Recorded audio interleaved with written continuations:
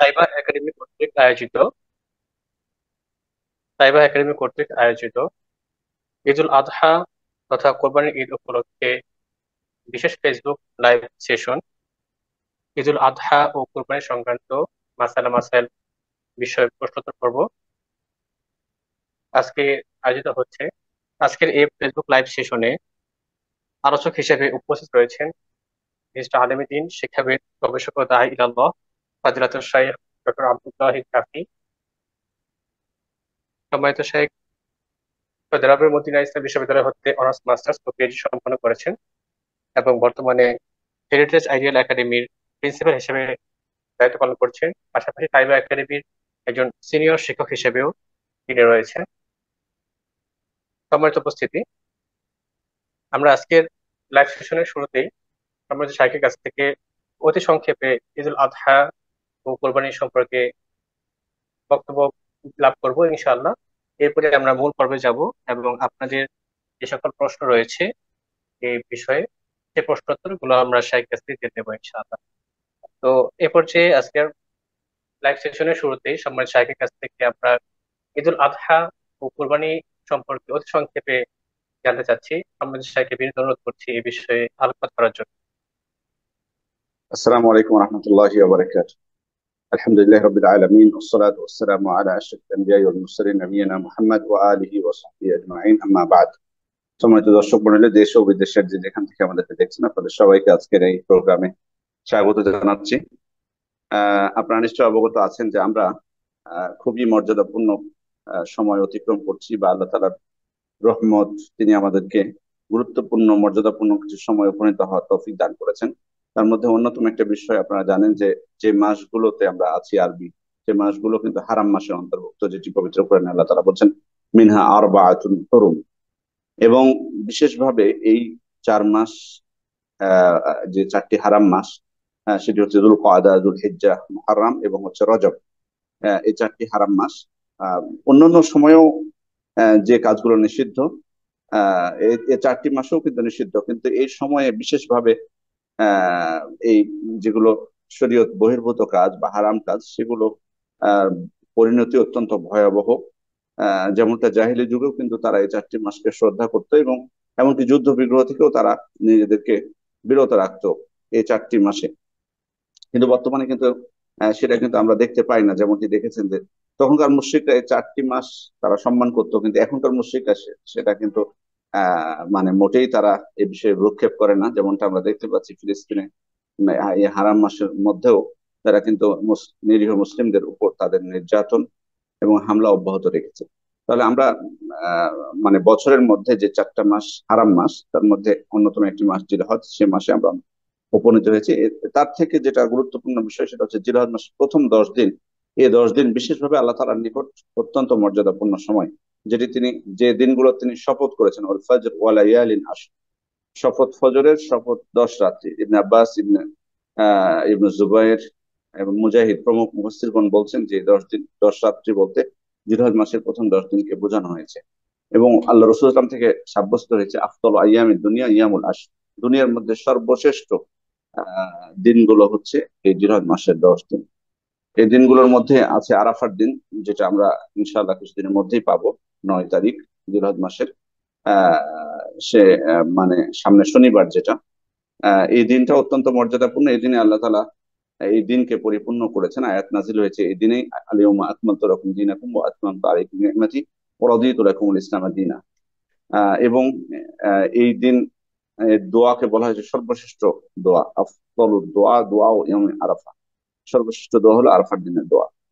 আহ এবং এর সাথে সাথে আরেকটা বিষয়, যে এই দিনগুলোর মর্যাদা অন্যতম একটা দিন হলো সেটা হচ্ছে কুরবানির দিন, যে বিষয়টি নিয়ে আমরা আজকে আলোচনা করব। ইন্না আযমাল আইয়াম ইনদাল্লাহি ইয়ামুন নাহার, আল্লাহ তাআলার নিকট সব থেকে মহান দিন হচ্ছে কুরবানির দিন। এবং এই দিনকে আল্লাহ রাসূল সাল্লাল্লাহু আলাইহি ওয়াসাল্লাম বলেছেন হাযা ইয়াউমুল হজ্জিল আকবার, এটা হচ্ছে বড় হজের দিন।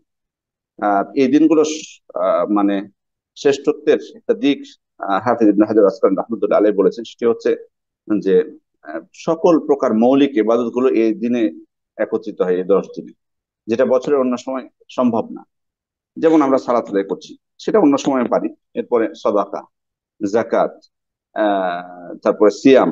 বিশেষ করে আল্লাহ রাসূল সাল্লাল্লাহু আলাইহি ওয়াসাল্লাম এই 9 দিন সিয়াম পালন করতেন বলেও সাব্যস্ত হয়েছে। কারণ ইয়াসুমু তিসআম মিন যিলহিজ্জা, জিলহজ মাসের 9 দিন তিনি সিয়াম পালন করতেন। আর বিশেষভাবে আরাফা সিয়াম তো আছে। সিয়াম ইয়াউমি আরাফা আহতাসিবু আলাল্লাহি আন ইউকাফিরা আস-সানা আল্লাতী ক্বাবলাহু ওয়াল্লাতী বা'দাহু। আরাফার দিনে সিয়াম, এবং আশা করি যে আল্লাহ তাআলা এর মাধ্যমে পূর্বের এবং পরের এক বছরের পাপ আল্লাহ তাআলা মোচন করবেন। তাহলে এবং হজ, আমরা জানি যে হজের সওয়াবও কিন্তু অনেক। মান হাজ্জা ফালাম ইয়ারফুস ওয়া লাম ইয়াফসুক রাজা কায়াউমি ওয়ালাদাতহু উম্মুহু। যে ব্যক্তি হজ করলো এবং কোনো প্রকার যৌন সম্পর্কিত কোনো বিষয় অথবা ফাসিক কোনো বিষয়ে সে লিপ্ত হলো না, সে যেন নিষ্পাপ শিশুর মতো ফিরে আসলো যেদিন তার মা তাকে জন্ম দিয়েছে। আল হজ্জুল মাবরুর লাইসা লাহু জাযাউন ইল্লাল জান্নাহ। কবুলকৃত হজ বা মাবরুর হজের প্রতিদান জান্নাত ছাড়া অন্য কিছুই নয়। সর্বোপরি এই দিনগুলো অত্যন্ত শ্রেষ্ঠতম দিন। আর এই দিনগুলো আমলের মধ্যে কিছু আমল অলরেডি আমরা বলেছি। তার মধ্যে অন্যতম একটি আমল হচ্ছে আম, ঈদের সালাত আদায় করা, যে দিনটি অত্যন্ত মহান দিন বলা হয়েছে আল্লাহ তাআলার কাছে। ঈদের সালাত আমরা আদায় করব, পুরুষ নারী সকল মিলে, শিশু সবাই মিলে।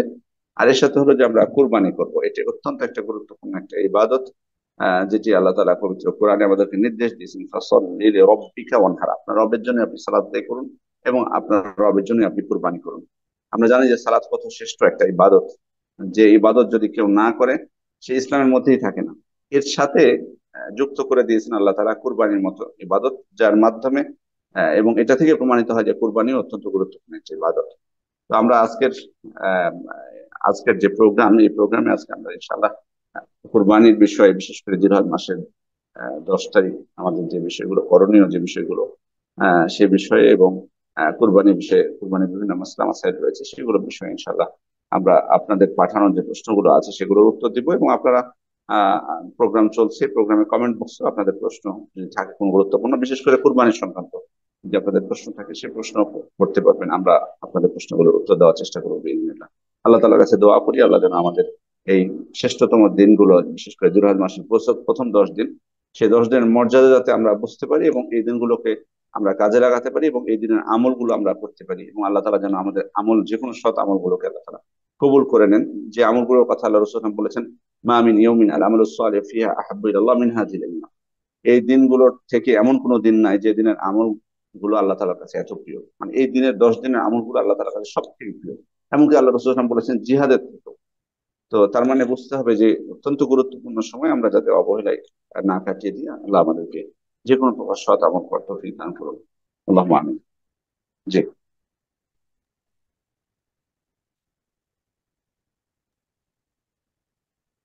শাইখ অত্যন্ত সংক্ষেপে কোরবানি ঈদ তথা ঈদুল আজহা সম্পর্কে এবং জিলহজ মাসের প্রথম 10 দিনের ফজিলত সম্পর্কে তুলে ধরেছেন। জাযাকাল্লাহু খাইরান ফিদ দুনিয়া ওয়াল আখিরাহ। সম্মানিত শাইখের কাছে এবার আমরা আমাদের অডিয়েন্স থেকে প্রাপ্ত প্রশ্নের উত্তর জানবো ইনশাআল্লাহ।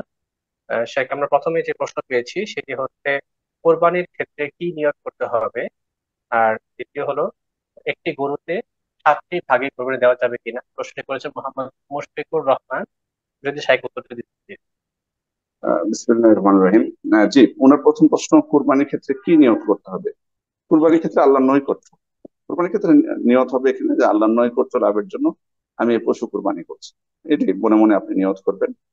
এটি হচ্ছে নিয়ত, যে আল্লাহ তাআলার জন্য আপনি করছেন এই ত্যাগ বা এই যে নৈকট্য লাভ করা। এটা হলো প্রথম বিষয়। আর দ্বিতীয় বিষয়, আপনি বলেছেন, উনি বলেছেন যে এক গরুতে, একটা গরুর কথা বলেছেন। আহ, জি শাইখ, এক গরুতে 7টি ভাগে কোরবানি দেওয়া যাবে কিনা। জি জি জি। জি, একটি গরুতে 7 ভাগে কুরবানি করা যাবে। বিশেষ করে আমরা জানি ছাগলের বিষয়টি, যে সমস্ত পশু দ্বারা কুরবানি করা যায় সে পশুগুলো হচ্ছে উট, গরু, ছাগল। আহ, উট নর এবং মাদি, গরু নর এবং মাদি। এরপরে হচ্ছে ছাগল। ছাগলের সাথে অন্তর্ভুক্ত হবে মেষ বা ভেড়া, সেটারও নর এবং মাদি। এবং গরুর অন্তর্ভুক্ত হবে মহিষ। এক্ষেত্রে আমরা জানি যে ছাগল বা মেষ দিয়ে কেউ কোরবানি করতে চাইলে তারা একাকে দিতে হবে, এবং একটা ছাগল বা একটা মেষ একটা পরিবারের জন্য যথেষ্ট। আল্লাহ রসুল সাল্লাল্লাহু আলাইহি ওয়াসাল্লাম ছাগল দিয়ে কোরবানি করেছেন, মেষ দিয়ে তিনি কোরবানি করেছেন। এটি সাব্যস্ত হয়েছে, সাহাবায়ে কেরাম তারা এটি করতেন। এখন প্রশ্ন হলো বাকি থেকে গরু এবং উট। আমরা জানি যে এই পশুগুলো অত্যন্ত দেহের আকারও বড় এবং অনেক মূল্যও বেশি। যে কারণে শরীয়ত সেগুলোর ক্ষেত্রে আমাদেরকে একটা রুখসাত দিয়েছে, সেটা হচ্ছে যে আমরা শরিক হওয়া, মানে অর্থাৎ একজন ব্যক্তি স্বাভাবিকভাবে একটা ছাগল দিতে পারেন বা একটা মেষ দিতে পারেন, কিন্তু একটা উট বা একটা গরু দেওয়াটা তার জন্য দুরূহ কঠিন হয়ে যায়।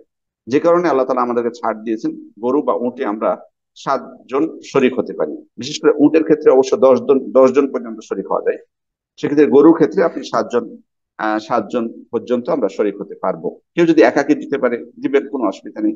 কেউ যদি 2 জন মিলে দিতে চান সেটাও পারবেন, 5 জন মিলেও পারবেন। সব 7 পর্যন্ত এলাও, এটাই হচ্ছে উদ্দেশ্য, যে 7 পর্যন্ত। এবং এটা আমরা সর্ব অবস্থায় দিতে পারবো। সেটা আমরা বাড়িতে থাকি অথবা সফরে থাকি, যে কোনো স্থানে থাকি না কেন, 7 ভাগে কোরবানি দেওয়া এটা এলাও। কারণ আল্লাহ রসুল সাল্লাল্লাহু আলাইহি ওয়াসাল্লাম থেকে তার কওলি বক্তব্য এসেছে, তিনি নিজে বলেছেন আল বাকার আনসাবা ওয়াল জাজুর আনসাবা, গরু 7 জনের পক্ষ থেকে, উট 7 জনের পক্ষ থেকে। ইবনে মাসউদ রাদিয়াল্লাহু আনহু থেকে বর্ণিত হাদিস। এবং এটি সকলের ক্ষেত্রে, সবার ক্ষেত্রে এটা প্রযোজ্য। এবং ওলামা ইকরাম যারা তাদের হাদিস গ্রন্থগুলোতে হাদিস নিয়ে এসেছেন, বিশেষ করে ইমাম দাউদ, ইমাম আবু দাউদ, ইমাম তিরমিজি, তারা এই হাদিসগুলো নিয়ে এসে যে অধ্যায় অনুচ্ছেদ রচনা করেছেন সেটি হলো যে কুরবানি, কুরবানিতে শরিক হওয়া। সেক্ষেত্রে তারা কিন্তু কোন প্রকার, যেমনটি অনেকেই মনে করেন যে এটা সফরের সাথে খাস, আসলে সফরের সাথে এটা খাস নয়, বরং এটা আম ভাবে সব জায়গার ক্ষেত্রে প্রযোজ্য। হ্যাঁ, আল্লাহ রসুল সাল্লাল্লাহু আলাইহি ওয়াসাল্লাম বা সাহাবা ইকরামের ক্ষেত্রে কোনো কোনো হাদিস বর্ণিত হয়েছে, কোনো কোনো বর্ণনা এসেছে তারা সফর অবস্থায় ভাগে কুরবানি করেছেন, কিন্তু এটা সফরের সাথে খাস বলে কোনো আলেম উলামা ইকরাম বোঝেননি। বরং তারা এই হাদিসগুলো থেকে বুঝেছেন যে এটা সর্ব জায়গার ক্ষেত্রে প্রযোজ্য। তাছাড়া আম হাদিসও আছে যেখানে সাধারণভাবে বলা হয়েছে যে, যেমনটি আল্লাহ রসুল সাল্লাল্লাহু আলাইহি ওয়াসাল্লাম একটি বক্তব্য আপনাকে বলেছে যে গরুতে 7 ভাগ এবং উটে 7 ভাগ। তার মানে এটা আম, এখানে সফরের কোনো উল্লেখ নেই। এই জন্য আমাদের সালাফগণ তারা বুঝেছেন এই হাদিসগুলো থেকে যে সফর অবস্থা হোক বা যে কোনো অবস্থাতে হোক, কুরবানি আহ, একটা গরুতে শরীক হওয়া যাবে। এক্ষেত্রে অবশ্য যদি কোনো ব্যক্তি না চান শরীক হতে, আহ, তিনি একাকী করতে চান, একাকী করতে পারেন। কোনো কোনো আলেম, বিশেষ করে ইমাম মালিক যেমন, তিনি ভাগে কুরবানি এটা অপছন্দ করতেন। তবে জমহুরুল উলামা ইকরাম বলেছেন যে এতে কোনো সমস্যা নেই। তবে একটা কথা এখানে বলে রাখি যে ইমাম মালিক কিন্তু এটাকে বলেননি যে সফরের ক্ষেত্রে জায়েজ, উনি সর্বাবস্থায় ভাগে কুরবানিটাকে অপছন্দ করেছেন। সে কারণে আমরা যদি এটাকে এড়িয়ে যেতে পারি কোনো অসুবিধা নেই। আর যেহেতু শরীয়ত এলাও করেছে, সেহেতু এটাতে আমরা এভাবে আমরা কুরবানি করতে পারবো, এটা আল্লাহ তাআলার পক্ষ থেকে ছাড়। এবং এটা আরেকটা বিষয় এখানে বলে রাখি যে একটা ছাগল যেমন একটা পরিবারের পক্ষ থেকে যথেষ্ট হয়, একজন ব্যক্তি তিনি নিজে কুরবানি করবেন এবং পরিবারের পক্ষ থেকে দিবেন, তেমনি ভাবে যে গরুর একটা ভাগও কিন্তু এটা একজন ব্যক্তি যেমন দিচ্ছেন, তেমনি তিনি যদি একটা ভাগ দেন তাহলে তার পক্ষ থেকে যেমন আদায় হবে, তার পরিবারের পক্ষ থেকে আদায় হবে। যেহেতু এটা রুখসাত, যদি আমরা বলি যে না একজনের পক্ষ থেকে আদায় হবে, তাহলে এটা রুখসাত হলো কি করে, যে পরিবারের প্রত্যেককে যদি আলাদা আলাদা ভাগ করতে হয়? তার মানে এটা সবার জন্য এটা প্রযোজ্য। এবং এ ব্যাপারে আলেমদের মধ্যে, আমাদের সালাফদের মধ্যে কোনো প্রকার মতভেদ পরিলক্ষিত হয় না, যেমনটি পূর্বে আমি বলেছি। জি। সেক্ষেত্রে থেকে সম্পূর্ণ প্রশ্ন এটি হচ্ছে যে একটি গরুতে 7টি ভাগে কোরবানি দেওয়া যায়, কিন্তু যদি এরকম হয় যে দুজন ব্যক্তি আছে, তাহলে দুজন মিলে একটি গরু কোরবানি দিচ্ছেন, সেক্ষেত্রে তারা কি সমান সমান 2 ভাগে করবেন নাকি 4 3 বা এরকম, মানে 7টা ভাগে হতে হবে? এই ব্যাপারে অনেক কনফিউশন দেখা যায়, যদি এই ব্যাপারে ক্লিয়ার। এটা অনেকে, মানে যেহেতু হাদিসে, বেশিরভাগ হাদিসে ভাগে কোরবানির বিষয়গুলো 7 বর্ণিত হয়েছে, যে কারণে অনেকেই মনে করেছেন যে এই 7টা হচ্ছে তাআব্বুদি বিষয়, অর্থাৎ 7 হতেই হবে ভাগ যদি কেউ ভাগে দিতে চায়। কিন্তু জমহুর ওলামা ইকরাম বা বেশিরভাগ ওলামা ইকরাম তারা কিন্তু এমনটি বুঝেননি যে এখানে 7ই হতে হবে। বরং যেমনটি আমরা কিছুক্ষণ আগে বললাম যে এটি হচ্ছে রুখসা, ছাড় আল্লাহ তাআলার পক্ষ থেকে। এখন ছাড়টুকু যতটুকু আমরা গ্রহণ করতে পারি, কেউ যদি আমরা কম গ্রহণ করি, অর্থাৎ 7 পর্যন্ত এলাও, 7-এর বেশি অংশগ্রহণ করা যাবে না। কিন্তু যদি কমে হয় কোনো অসুবিধা নেই, কমে হলে কোনো অসুবিধা নেই। একজনের পক্ষ থেকে যেমন যত গ্রহণযোগ্য, তেমনি 2 জনের, 3 জনের, 4 জনের, 5 জনের। সুতরাং তারা যদি ভাগ করে নেন কোনো অসুবিধা নেই। এমন না যে 7টা ভাগ হতে হবে, দিয়ে একজন 4টা নেবেন, একজন 3টা নেবেন। এটা আমরা মনে করেছি 7টা মনে হয় তাআব্বুদ দিয়ে জন্য 7 ভাগে করতেই হবে, বিষয়টা কিন্তু এমন না। বরং 7 ভাগ পর্যন্ত এটা হচ্ছে এলাও, এটা সর্বোচ্চ। এর এর উপরে হওয়া সম্ভব না, 7 পর্যন্ত এটা এলাও। সুতরাং কেউ যদি অর্ধেক অর্ধেক করেন বা 3জন মিলে মিলে করেন, 4 জন মিলে করেন, করতে পারবেন, কোনো অসুবিধা নেই এক্ষেত্রে। তবে এখানে একটা বিষয় কি, সেটা হলো যে মানে আমাদের সমাজে ভাগে কুরবানিটা, আমরা একটা জিনিস বলবো, সেটা হলো যে কঠিন হয়ে, যদি আপনার জন্য সহজ হয় আপনি করবেন, কিন্তু এক্ষেত্রে হয়তো দেখা যায় যে অনেকে আমরা চাই যে হয়তো আমরা দিনদার যারা তারা মিলে হয়তো বা করবো, সেক্ষেত্রে এরকম ব্যক্তি পাওয়াও দুষ্কর হয়ে যায়।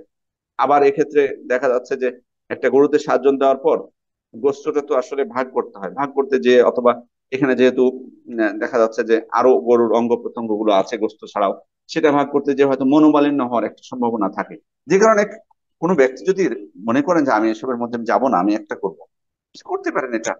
মানে উনি একটা ছাগলই উনি দিলেন, আহ অথবা 2টা ছাগল দিলেন, উনি যদি মনে করেন না ভাগে আমি যাব না, যাবেন না উনি, কোনো সমস্যা নেই, অসুবিধা নেই। উনি যদি মনে করেন যে একাকি দেওয়াটাই আমার অন্তরের জন্য সবকিছুর জন্য এটা ভালো, তবে কোনো অসুবিধা নেই। জি।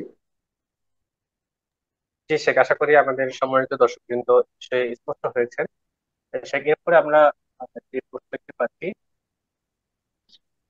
কোরবানি করা কাদের ওপর ফরজ, কতটুকু অর্থ সম্পদ থাকলে কার উপর কোরবানি করা ফরজ হবে? এই বিষয়ে যদি ক্লিয়ার করতে। আসলে কুরবানির বিষয়টা কিন্তু এমন না যে কোনো নিসব আল্লাহ তাআলা নির্ধারণ করে দিয়েছেন যে এত পরিমাণ সম্পদ হবে তার উপর আহ মানে এটা মানে মানে তার উপর এটা বর্তাবে বা তাকে করতে হবে, বিষয়টা এমন না। বরং কুরবানিটা হচ্ছে যে একজন ব্যক্তির যদি সামর্থ্য থাকে অর্থাৎ উনি উনি এবং ওনার পরিবারের ভরণ পোষণের জন্য যেটুকু সম্পদ প্রয়োজন সেটুকুর অতিরিক্ত তার কাছে আছে, যেটা দিয়ে তিনি কুরবানি করতে পারেন, তাহলে তার তিনি কুরবানি তিনি সেটা দিয়ে উনি করবেন। আর ওনার কাছে যদি এমন সম্পদ না থাকে যে আহ, মানে তার যতটুকু ভরণ পোষণ প্রয়োজন তার অতিরিক্ত তার কাছে নেই, তাহলে উনি কুরবানি করবেন না, ওনার উপর কুরবানি বর্তাবে না, উনি করবেন না তখন। কিন্তু যদি সামর্থ্য থাকে তার, অর্থাৎ তার জীবন ধারণের জন্য, তার তার এবং তার পরিবারের ভরণ পোষণের জন্য যেটুকু প্রয়োজন তার অতিরিক্ত থাকলে তিনি তখন কোরবানি করবেন। কিন্তু এই ক্ষেত্রে তার সেটুকু না থাকলে করবেন না, ঋণও করবেন না। আহ, যদি বিশেষ বিশেষ করে তার ঋণ পরিশোধের কোনো মানে তার ওয়ে যদি না থাকে, অর্থাৎ যেমনটি অনেক ওলামা ইকরাম বলছেন যে যদি তার মনে হয় যে আমি ঋণটা কোথা থেকে পরিশোধ করবো, আমার তো কোনো সুযোগ নেই, তাহলে উনি কোরবানি করবেন না ঋণ করে।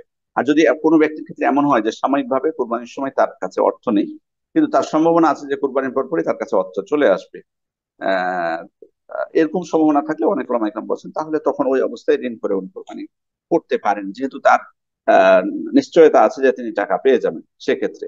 যেমন চাকরিজীবী হয়তো বেতন পেতে দেরি হচ্ছে, এমন অবস্থায় হয়তো যদি তার মানে সম্ভাবনা থাকে যে তিনি পরিশোধ করতে পারবেন অথবা দেরি হবে না বা অসুবিধার মধ্যে পড়ে যাবেন না, সেক্ষেত্রে উনি ঋণ করেও কোরবানি তখন করতে পারবেন, যদি এমনটি হয়। আর যদি এমনটি সম্ভাবনা না থাকে, অর্থাৎ তার কোনো পথ না থাকে অন্য কোনো, তাহলে উনি ঋণ করে কোরবানি করবেন না, বরং এটা থেকে বিরত থাকবেন। জি।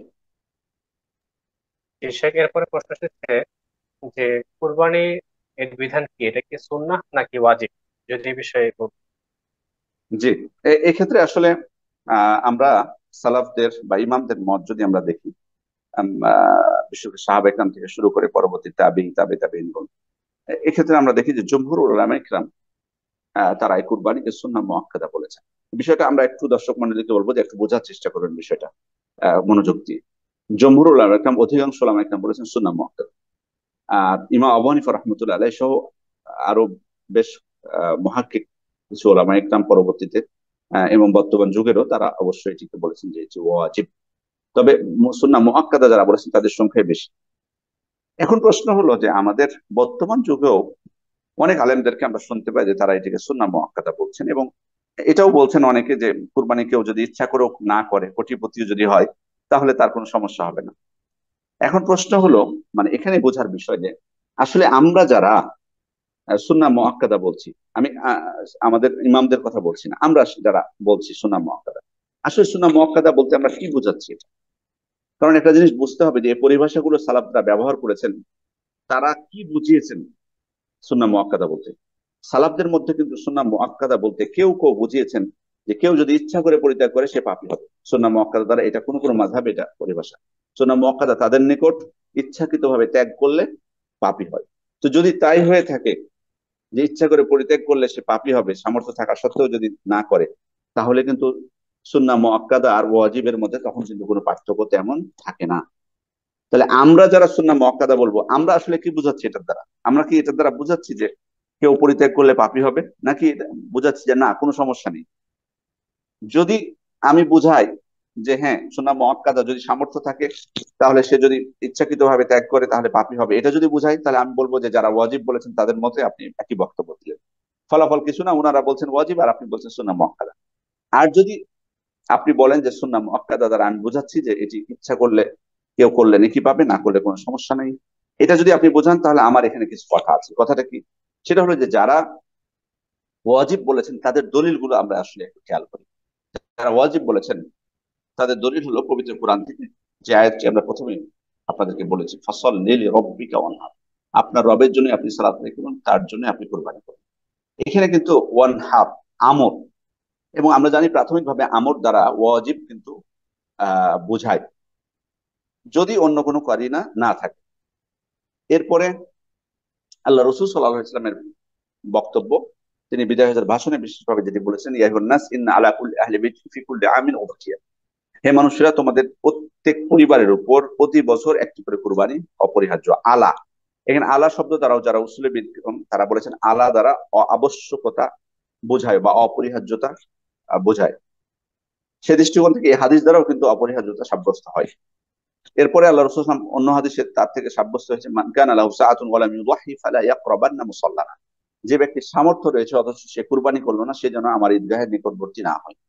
খেয়াল করে দেখুন, আল্লাহ রাসূল সাল্লাল্লাহু আলাইহি ওয়াসাল্লাম কিন্তু বলেননি যে আমার ঈদগাহে যেন না আসে, বরং বলেছেন নিকটবর্তী যেন না হয়। তার মানে কতটা কঠোরতা আরোপ করেছেন, যে সামর্থ্য থাকার পরও কেউ যদি না কুরবানি করে। তাহলে এই কোরআনের আয়াত হাদিসগুলো দ্বারা যেটা সাব্যস্ত হচ্ছে, এগুলো থেকে আমরা বুঝাচ্ছি যে এখানে আল্লাহ রাসূল সাল্লাল্লাহু আলাইহি ওয়াসাল্লাম কঠোরতা করেছেন, আদেশ করেছেন আল্লাহ তাআলা আমাদেরকে।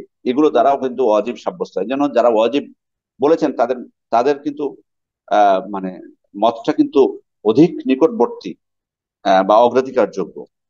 কারণ এখানে আরেকটা বিষয় বলি, যে যারা সুন্নাহ মুআক্কাদা বলেছেন তারা কিন্তু যেমন আহ তারা বলতে চেয়েছেন যে আবু বকর রাদিয়াল্লাহু আনহু, ওমর ইবনে খাত্তাব রাদিয়াল্লাহু আনহু, তারা অনেকেই সামর্থ্য থাকা সত্ত্বেও তারা কুরবানি করতেন না, লোকেরা যাতে এটাকে ওয়াজিব মনে না করে। তো আমরা কিন্তু প্রথমে কিন্তু বলেছি যে এই ব্যাপারে আলেমদের মধ্যে মতভেদ রয়েছে। সুতরাং যারা করতেন না সাহাবায়ে মধ্যে, তারা মনে করতেন যে ওয়াজিব না, তাদের এটা মত। কিন্তু এর বিপরীত মত আছে, যেমনটা আপনাদেরকে বলেছি যে ওয়াজিব কেউ কেউ মনে করতেন, যারা করতেন না তারা বাদ দিয়েছেন, আর যারা করতেন মনে করতেন যে না এটা ওয়াজিব, তারা তো করেছেন। সুতরাং এটা যে মতভেদ আছে এটা তো আমরা আগেই বলেছি। সুতরাং আবু বকর এবং ওমর ইবনে খাত্তাবের আমল দিয়ে এখানে এটা সুন্নাহ প্রমাণ করার চেষ্টা করা এটা ঠিক নয়। আর এখানে আরেকটা বিষয়, যে ওনারা আরেকটা দলিল পেশ করে থাকেন যে ইদা দাখালাল আশু ওয়া আরাদা আহাদুকুম আন ইউদাহিয়া ফালা ফালিয়ুমসিক আন শা'রিহি ওয়া আযফারিহি, তোমাদের যখন জিলহজ মাসে 10 দিন শুরু হয় এবং তোমাদের কেউ কুরবানি করতে চায়, সে যেন সে তার নখ এবং চুল কাটা থেকে বিরত থাকে। তো এখানে ওনারা বলছেন ওয়া আরাদা আহাদুকুম আন ইউদাহিয়া, তোমাদের কেউ কুরবানি করতে চায়, তার মানে কেউ যদি না চায় কোনো অসুবিধা নেই, এটা তারা বলতে চেয়েছেন। কিন্তু আসলে চাওয়ার এই ইরাদা যারা সবসময় যে সুন্নাহ বা এখানে তাখির উদ্দেশ্য যে করলে হবে না করলে হবে সেটা কিন্তু না। যেমন পবিত্র কোরআনে আল্লাহ তাআলা বলছেন, ফামান শাআ ফালিউমিন ওয়া মান শাআ ফালিয়াকফুর, কেউ যদি চায় সে ঈমান আনুক, কেউ যদি চায় সে কুফরি করুক। আচ্ছা, এখানে কি আল্লাহ তাআলা স্বাধীনতা আমাদেরকে দিয়ে দিয়েছেন যে কেউ ঈমান আনলে চলবে, কেউ কুফরি করলে চলবে? এটা কি বোঝানো হয়েছে? না। সবসময় ইরাদা বা মাশিয়া দ্বারা মানে তাকে যে সুযোগ দেওয়া হলো দুইটা যে কোনো একটা করতে, এটা কিন্তু বোঝায় না। তেমনি ভাবে এখানেও কিন্তু ইরাদা দ্বারা আমরা এটা বুঝি না যে এখানে আমাদেরকে সুযোগ দেওয়া হয়েছে না করার, বরং বলা হয়েছে যে ব্যক্তি কুরবানি করার ইচ্ছা করে, অর্থাৎ তার সামর্থ্য রয়েছে, সামর্থ্য থাকার কারণে সে কুরবানি দেওয়ার ইচ্ছা পোষণ করেছে, তখন তাকে নখ এবং চুল কাটা থেকে বিরত থাকবে এই 10 দিন। এখানে এটা দ্বারা মানে সুন্নাহ, কোন প্রকার সুন্নাহ আমরা এটা বুঝি না। এ কারণে যারা ওয়াজিব বলেছেন তাদের দলিলগুলো শক্তিশালী। আরেকটা দিক এখানে অবশ্যই আপনাদেরকে বিবেচনায় নিতে হবে, সেটা হচ্ছে যে আমরা জানি যে আল্লাহ রাসূল সাল্লাল্লাহু আলাইহি ওয়াসাল্লাম কিন্তু আমাদের জন্য উৎসবের দিন নির্ধারণ করে দিয়েছেন, 2টা দিন বছরে। যেমন তিনি যখন মদিনায় আসলেন, যখন দেখলেন কাদিমাল মাদিনা ওয়া লাহুম ইয়াওমান ইয়ালআবুনা ফীহিমা, তাদের 2টা দিন আছে যে 2 দিনে তারা উৎসব করতো, খেলাধুলা করতো। তো আল্লাহ রাসূল সাল্লাল্লাহু আলাইহি ওয়াসাল্লাম তাদেরকে বললেন, ইন্নাল্লাহা ক্বাদ আবদালাকুম বিহিমা খায়রাম মিনহুমা, আল্লাহ তাআলা তোমাদের এই 2 দিনের পরিবর্তে উত্তম 2টা দিন দিয়ে দিয়েছে। কি সেটা? ইয়াউমুল ফিতর ওয়া ইয়াউমুল আযহা, ঈদুল ফিতর এবং ঈদুল আযহা, এই 2টা ঈদ। এটা কিন্তু আল্লাহ তাআলা কর্তৃক নির্ধারিত, আল্লাহ রাসূল সাল্লাল্লাহু আলাইহি ওয়াসাল্লাম আমাদেরকে বলে দিয়েছেন।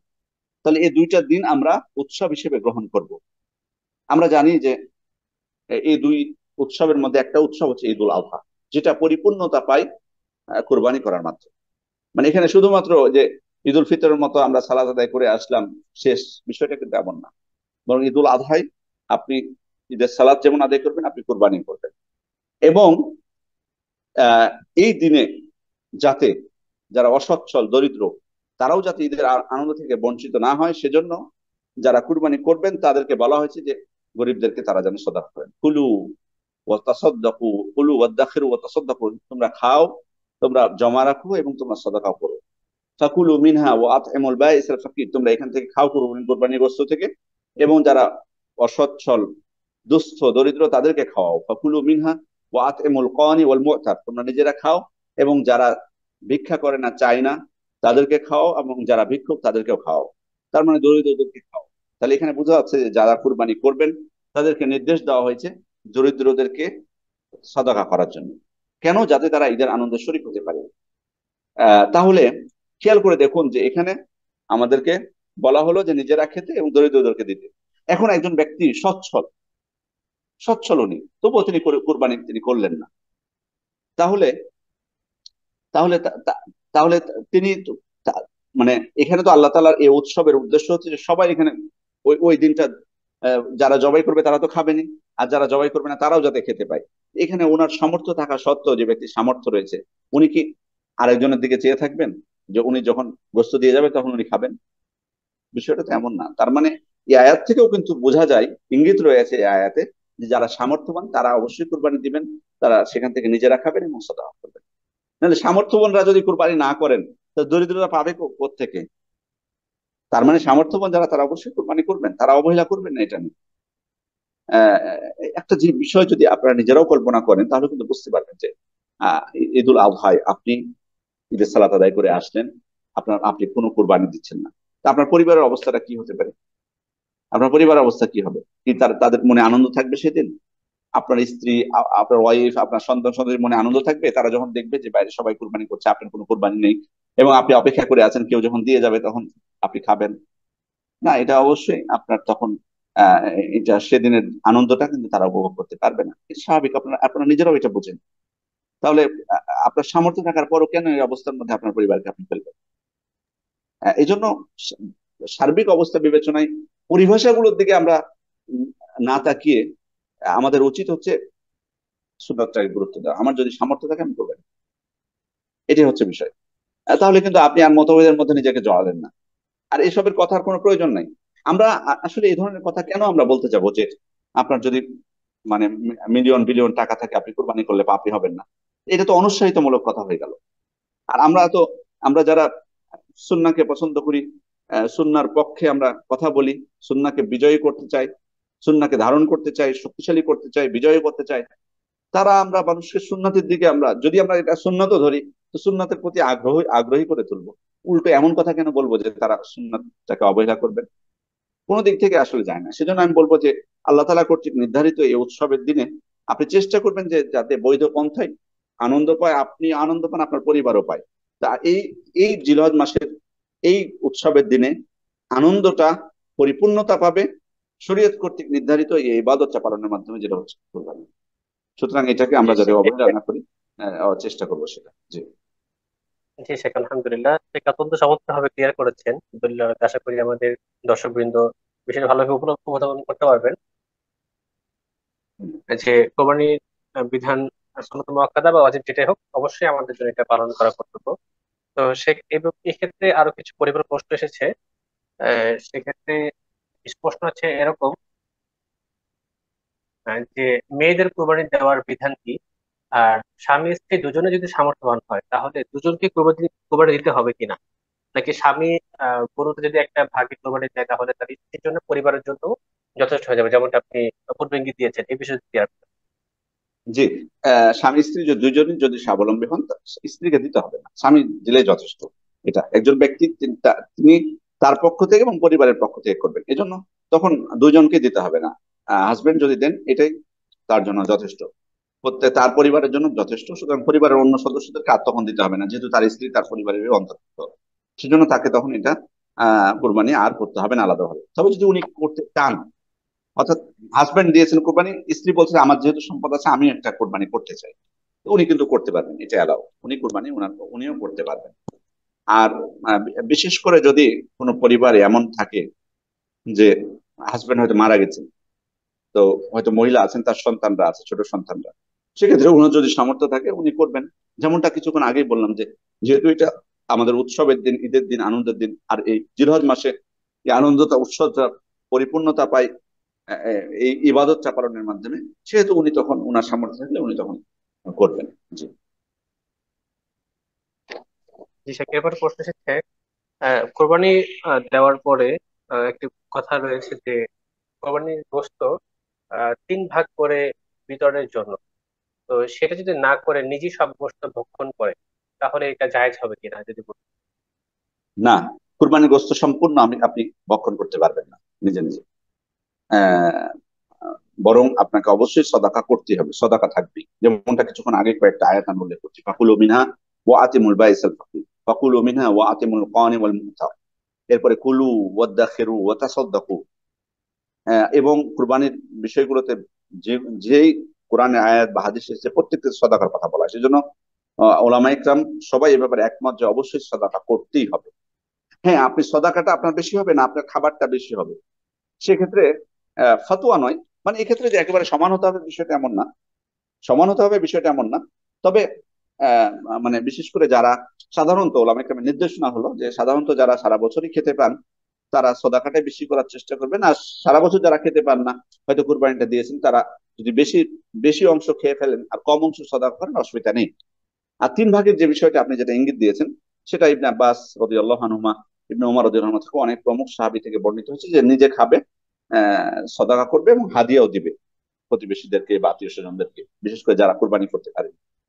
আর এটা ইঙ্গিত তো আমরা বলেছি যে পবিত্র কোরআনে আল্লাহ তাআলা দিয়েছেন ফাকুলু মিনহা ওয়া আতইমুল কানি ওয়াল মু'তার, তোমরা খাও এবং যারা কানি হলো যারা অভাবী কিন্তু ভিক্ষা করে না, চায় না, তো তাদেরকে তো আপনি হাদিয়া হিসেবে দিবেন। আর মু'তার যারা অর্থাৎ ভিক্ষুক যারা চায় তাদেরকেও আপনি দিবেন সদাকা। এটা থেকে কিন্তু ওলামা ইকরাম বা সাহাবা ইকরাম বুঝেছেন তিন ভাগ করাটা সর্বোত্তম। তবে এটা তারা কিন্তু বলেননি যে আপনাকে একবারে হুবহু সমান করতে হবে। মানে আপনি হয়তো আপনার 30 কেজি গোস্ত হলো, তখন আপনি ভাগ করে 10 করে 10 10 10 করবেন, দিয়ে 10 কেজি দিবেন হাদিয়া, 10 কেজি দিবেন সদাকা, 10 কেজি শুধু আপনার জন্য রাখবেন। এটা এটা মানে অপরিহার্য না। বরং এক্ষেত্রে যদি কম বেশি হয় কোনো অসুবিধা নেই।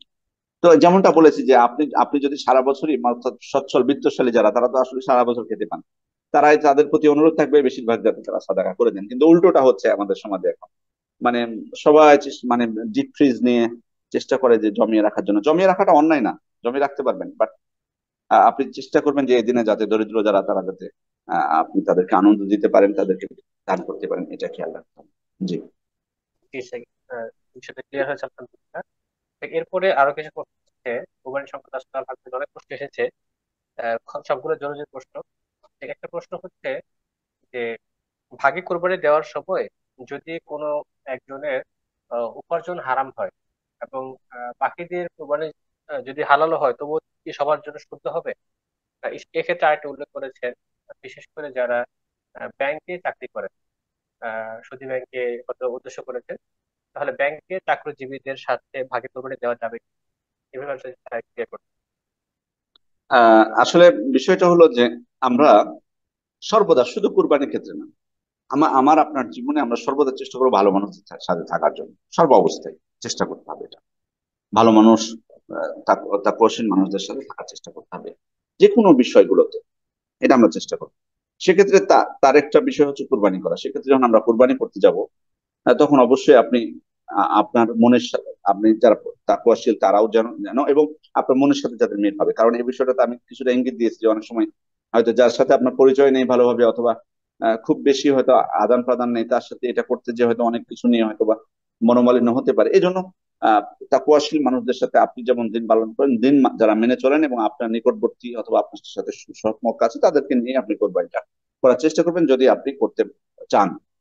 এটা আমাদের সর্ব অবস্থায় সবকিছুতে, শুধু কোরবানির ক্ষেত্রে না, প্রত্যেকটা ক্ষেত্রে আপনার জীবন চলার পথে আপনি চেষ্টা করুন ভালো ভালোদের সাথে থাকার জন্য। এখন এমন যদি হয় যে একজন উপার্জন হারাম, এবং এটা হয়তো বা এমনও তো হতে পারে, এমনও তো হতে পারে যে আপনি মনে করতেছেন যে উপার্জন হালাল, কিন্তু সে কুরবানিতে যেটা অংশগ্রহণ করেছে হারাম উপার্জন দিয়ে। এখন কথা হলো যে তার হারাম উপার্জনের দায়ভার কি সবার উপর বর্তাবে? যে না, সবার উপর বর্তাবে না, প্রত্যেকে তার নিয়ত অনুযায়ী সব পাবে। আমি আবারও বলছি যে আপনি চেষ্টা করবেন এড়িয়ে চলার জন্য। সুদ যারা খায় অথবা যে কোনো অন্যায় অপরাধে জড়িত আছে তাদেরকে এড়িয়ে চলার চেষ্টা করবেন, কিন্তু কারো অন্যায়ের ভার অন্যদের উপর বর্তাবে না। আপনি ধরুন একটা ভালো কিছু করতে চাচ্ছেন, ধরুন একটা মসজিদ নির্মাণ করবেন, একটা মসজিদ নির্মাণ করবেন। তো মসজিদ নির্মাণ করতে যে আপনি হালাল অর্থ, ধরুন আপনারা 10 জন মিলে পরিকল্পনা করুন একটা মসজিদ নির্মাণ করবেন। তা আপনারা 10 জন মিলে সদাকা করবেন, আপনারা 10 জন মিলে করবেন। সেক্ষেত্রে আপনারা হয়তো 5 জন বা 7 জন হয়তো হালাল অর্থ দিয়েছেন, বাকি হয়তো এর মধ্যে কেউ হারাম অর্থ দিয়ে দিয়েছে ওই মসজিদ নির্মাণে। তার মানে কি তাহলে আপনারা কি আপনি কি থেকে বঞ্চিত হয়ে যাবেন? এটা তো শরিক হলেন আপনারা মসজিদ নির্মাণে। না, এটার দায়ভার সবার উপর বর্তাবে না, বরং যারা হারাম উপার্জন করেছে তাদের দায়ভার তাদেরকে নিতে হবে। অথবা তো নিয়তের ক্ষেত্রে তো হতে পারে সমস্যা। নিয়তের ক্ষেত্রে আপনি আপনি মসজিদ নির্মাণ করেছেন আল্লাহ সন্তুষ্টির জন্য, আর আরো 2-3 জন অংশগ্রহণ করেছে মানে রিয়ার জন্য, মানুষকে দেখাবে দেয়, তাহলে তাদের এই নিয়তের ত্রুটি কি আপনার উপর বর্তাবে? না। কোরবানির ক্ষেত্রে সেম, নিয়তের তো দুর্বলতা থাকতে পারে, শুধু সুদ কেন, আপনার মধ্যে 7 জনের মধ্যে এমনও কেউ থাকতে পারে যে তার নিয়তের ত্রুটি আছে, তাহলে কি তার নিয়তের ত্রুটি থাকার ভার আপনার উপর বর্তাবে? না, বর্তাবে না ইনশাল্লাহ। এজন্য এটা নিয়ে টেনশন করার কোনো কারণ নেই। অন্যটা টেনশন নেই, বরং আপনি গরুতে অংশগ্রহণ করেছেন, শরীয়ত আপনাকে ছাড় দিয়েছে, তাই আপনার নিয়তটা যাতে বিশুদ্ধ হয়, আপনার উপার্জনটা যদি হালাল হয়, ইনশাল্লাহ আপনি আপনার প্রতিদান পেয়ে যাবেন। তবে আমি যেমনটা প্রথমেও বলেছি আবারও বলছি, আপনি সর্বদা চেষ্টা করবেন কুরবানি হোক বা অন্য সবকিছুতে হোক তাকওয়াশীল ব্যক্তিদের সাথে থাকার জন্য। জি। জি শেখ, একজন প্রশ্ন করেছেন জাহিদুল ইসলাম আদনান ভাই, প্রশ্ন করেছেন কুরবানির পশু সম্পর্কিত শর্তগুলো যদি জানাতেন। পশু হচ্ছে মানে পশুর ক্ষেত্রে সত্য হচ্ছে লা তাযবাহু ইল্লা মুসিন্না, তোমরা মুসিন্না ছাড়া জবাই করবে না। মুসিন্না হলো, এবং আমি প্রথম দিকে কিন্তু বলে দিয়েছি পশু কোনগুলো। আল্লাহ তাআলা কিন্তু পবিত্র কোরআনে স্পষ্টই বলে দিয়েছেন।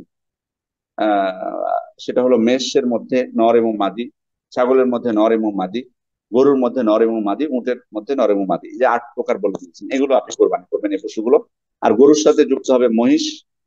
যদিও মহিষের ব্যাপারে কোন কোন ওলামায়ে কেরাম অপছন্দ করেছেন যে সেটা অনেকটা বন্য প্রাণীর সদৃশ অথবা কুৎসিত দেখতে, অথবা গরুর থেকে তার কিছু বৈশিষ্ট্য ভিন্নতা রয়েছে, বিশেষ করে পানির বিষয়ে, যেমন সে নিজেই পুকুরে ডুব দিয়ে থাকে নিজ ইচ্ছাতে ঘন্টার পর ঘন্টা।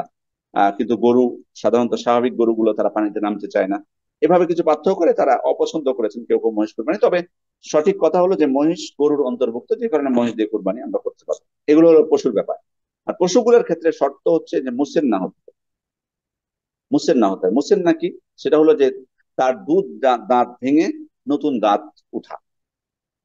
এক্ষেত্রে আহ মানে যদি আহ অনেক সময় বোঝা নাও যেতে পারে এটা, বা দাঁত নাও উঠতে পারে, সেক্ষেত্রে যদি আবার উট 5 বছর পূর্ণ হয়ে ষষ্ঠ বছরে পদার্পণ করে, আর গরু 2 বছর পূর্ণ হয়ে তৃতীয় বছরে পদার্পণ করে, ছাগল 1 বছর পরিপূর্ণ হয়ে দ্বিতীয় বছরে পদার্পণ করে, তাহলে সেটি মুসেন্না হিসেবে সাব্যস্ত হবে এবং সেটা দ্বারা আমরা কুরবানি করতে পারবো।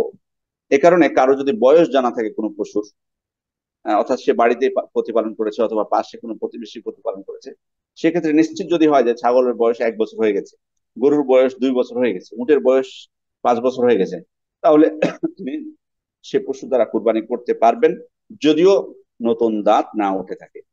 আর যদি আমাদের না জানা থাকে, আমরা যখন বাজারে কিনতে যাব তখন দেখবো নতুন দাঁত উঠেছে কিনা, নতুন দাঁত হলে নিবো, না হলে নিবো না। এই পশুগুলোদের এটা করতে হবে, ত্রুটি মুক্ত থাকতে হবে। বিশেষ করে আল আওরা আল বাইন আওয়ারুহা যদি স্পষ্ট কানা হয়, তারপর আল মারিদ আল বাইন মারাদুহা অসুস্থ একেবারে, অথবা আল আরজা আল্লাতি আল বাইন গলুহা একবার স্পষ্ট ফোড়া, ওয়াল কাসিরা আল্লাতি লা তুনাক্কি, এরপরে হচ্ছে মানে একবারে জীর্ণ শীর্ণ, তার মধ্যে হাড়ে কোনো মাংস নেই, এই পশুগুলো থেকে, আহ, বা কান নেই, তার কান কাটা স্পষ্ট, এরকম পশুগুলো ত্রুটিযুক্ত পশু থেকে আমরা বিরত থাকবো। তবে যদি কেনার পরে হঠাৎ করে কোনো ত্রুটি হয়ে যায়, অর্থাৎ কুরবানির আগের দিনে হয়তো বা কোনো সমস্যা হয়ে গেল, তাহলে কোনো এটা কোনো দর্শনীয় কোনো কিছু নাই, সেটা দ্বারা কুরবানি করা যাবে। তবে ত্রুটি মুক্ত থাকার চেষ্টা করতে হবে। জি। জি শেখ, এরপরে আরো কিছু প্রশ্ন এসেছে। আহ, যে আমরা দেখতে পাচ্ছি একই প্রশ্ন কয়েকজন করেছেন।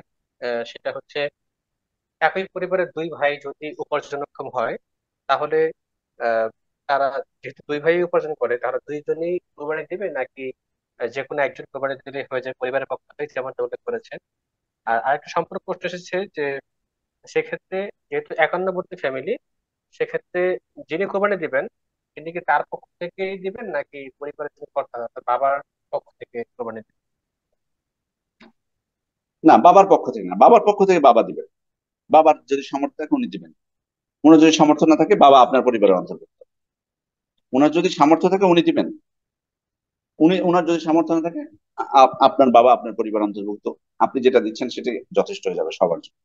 আর যেটা দুই ভাইয়ের কথা বলেছেন, আসলে কিন্তু একজন ব্যক্তি, আমরা কিন্তু আসলে আমাদের দেশের পরিবার, মানে পরিবারের যে মানে প্রথাটা বা যেভাবে চালু আছে, এটা তো আসলে অন্যরকম ভাবে, যে কারণে হয়তো বা এই সমস্যাগুলো হয়। আসলে একজন ব্যক্তি যখন বিয়ে করেন তখন কিন্তু উনি কিন্তু একটা পরিবার।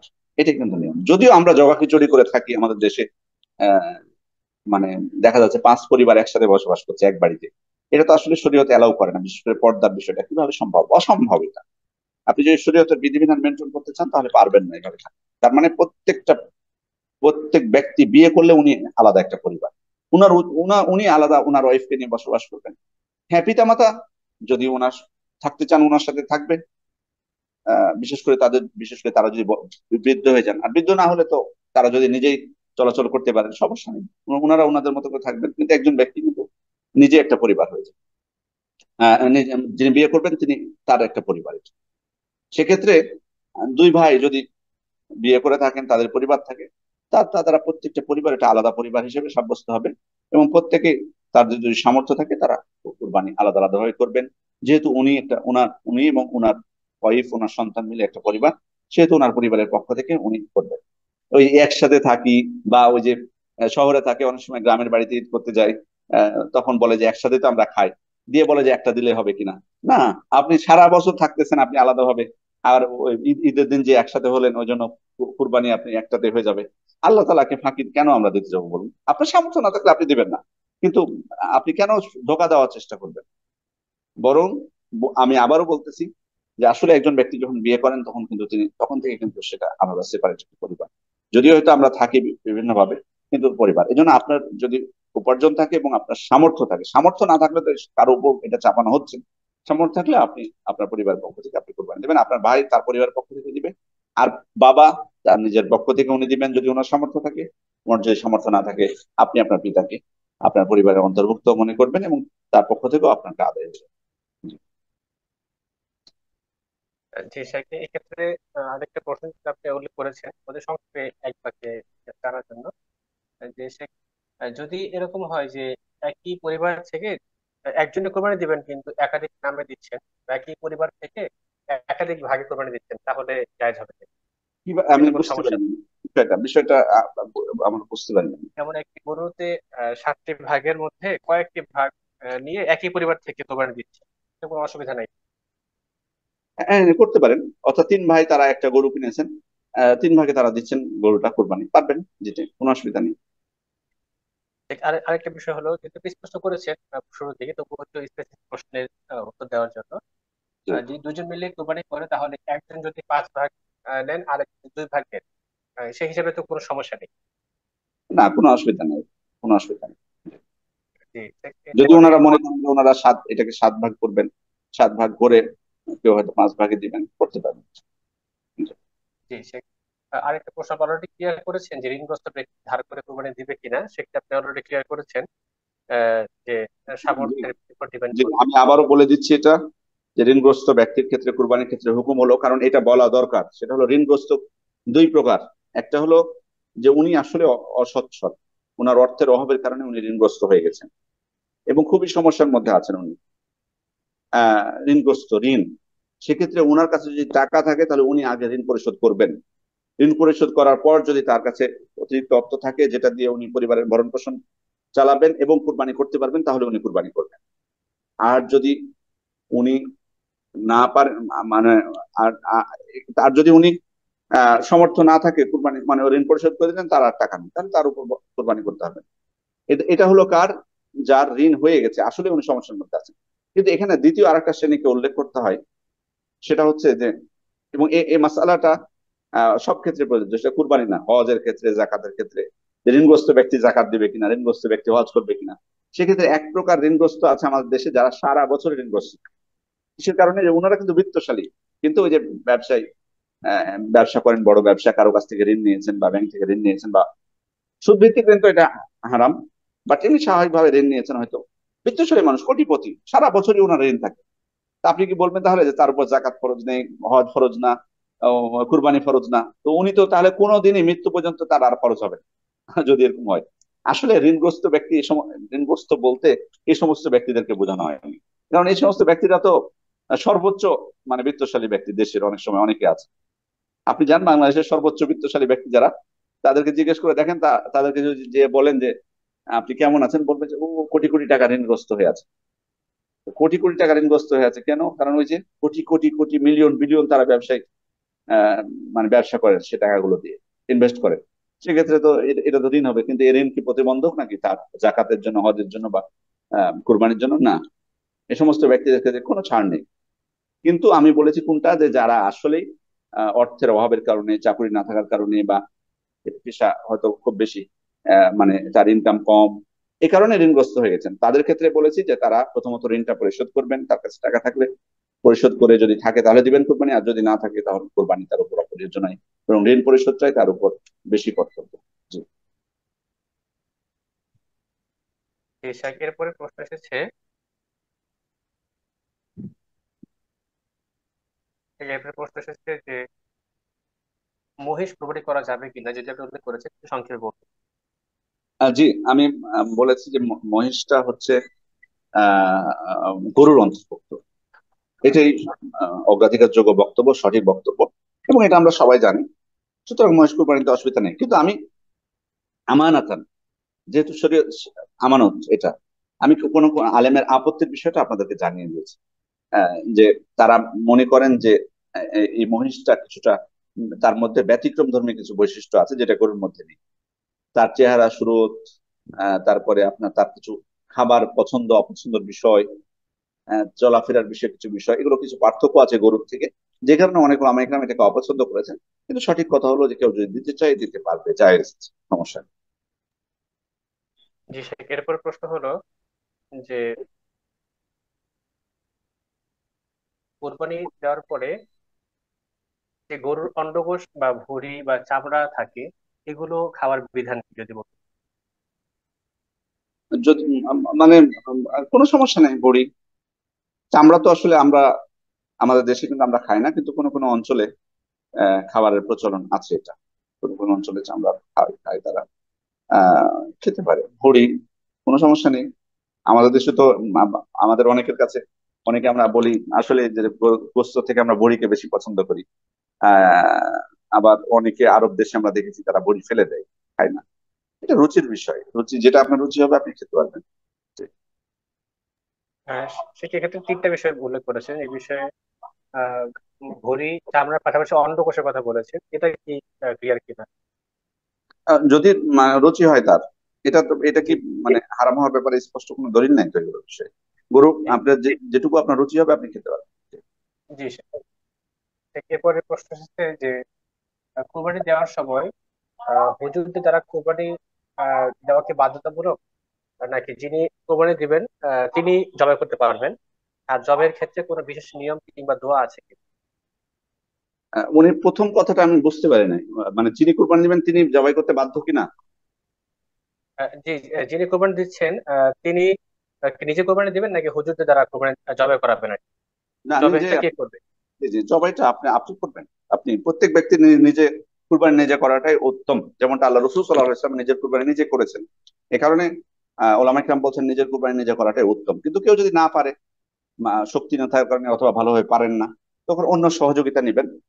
কিন্তু এটার মানে এটা না যে হুজুর দিয়ে আপনাকে করাতে হবে। এটা আসলে কোত্থেকে যে আসলে এই কথাগুলো, আর মানে আমরাও আলেমরাও যে কেন জানি না যে এগুলোকে নিজের দায়িত্ব নিয়ে নেন। যাই হোক, বিষয়টা হলো যে আম, সবাই তো আমরা মুসলিম, মুসলিম ব্যক্তি হলেই তো পারবে আল্লাহর নাম নিয়ে জয় করলে। সুতরাং কেন যে আমরা অন্যের উপর নির্ভরশীল হই। যাই হোক, আপনি নিজে করতে পারবেন, আপনি যদি অন্য কাউকে দিয়ে করান সেটাও করতে পারবেন, কোনো অসুবিধা নেই। সেক্ষেত্রে নির্দিষ্ট নিয়ম বলতে উট কোরবানি করতে হয় দাঁড়ানো অবস্থায়, নহর যেটাকে বলে।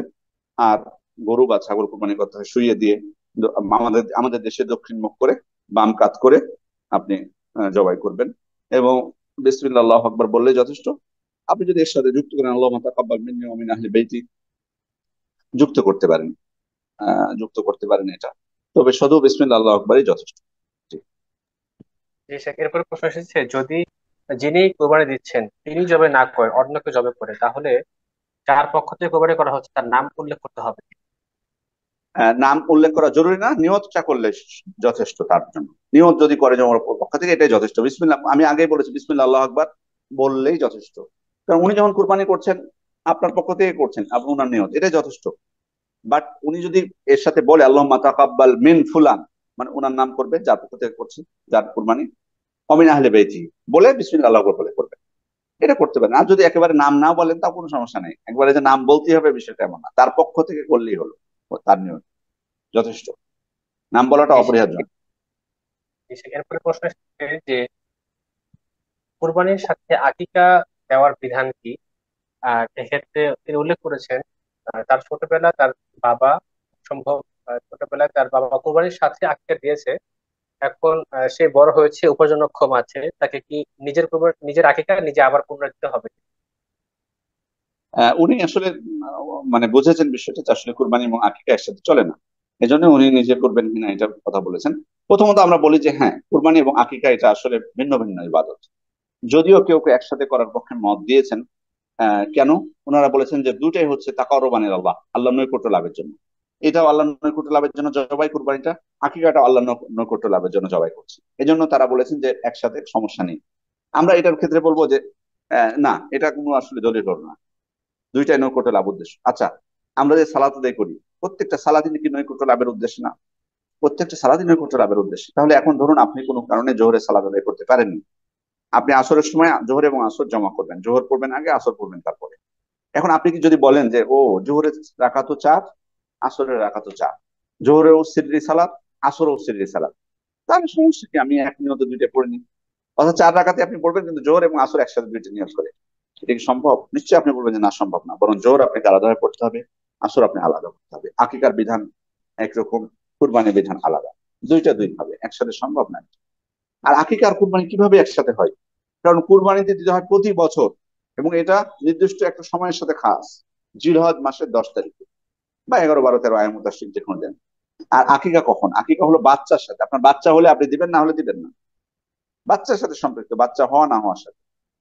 আর আপনার প্রতি বছর তো আপনার এমন না যে জিলহজ মাসের 3 তারিখে আপনার বাচ্চা হয় বা 4 তারিখে, আর ওই জন্য আপনি জিলহজ মাসের 10 তারিখে আপনি আকিকা দিবেন না, এটা এবং বাচ্চার আকিকা দিতে হয়, আকিকা হলো সপ্তম দিনে। সামর্থ্য না থাকলে সেটা পরের বিষয়, বাট সুন্নাহ হলো সপ্তম দিনে।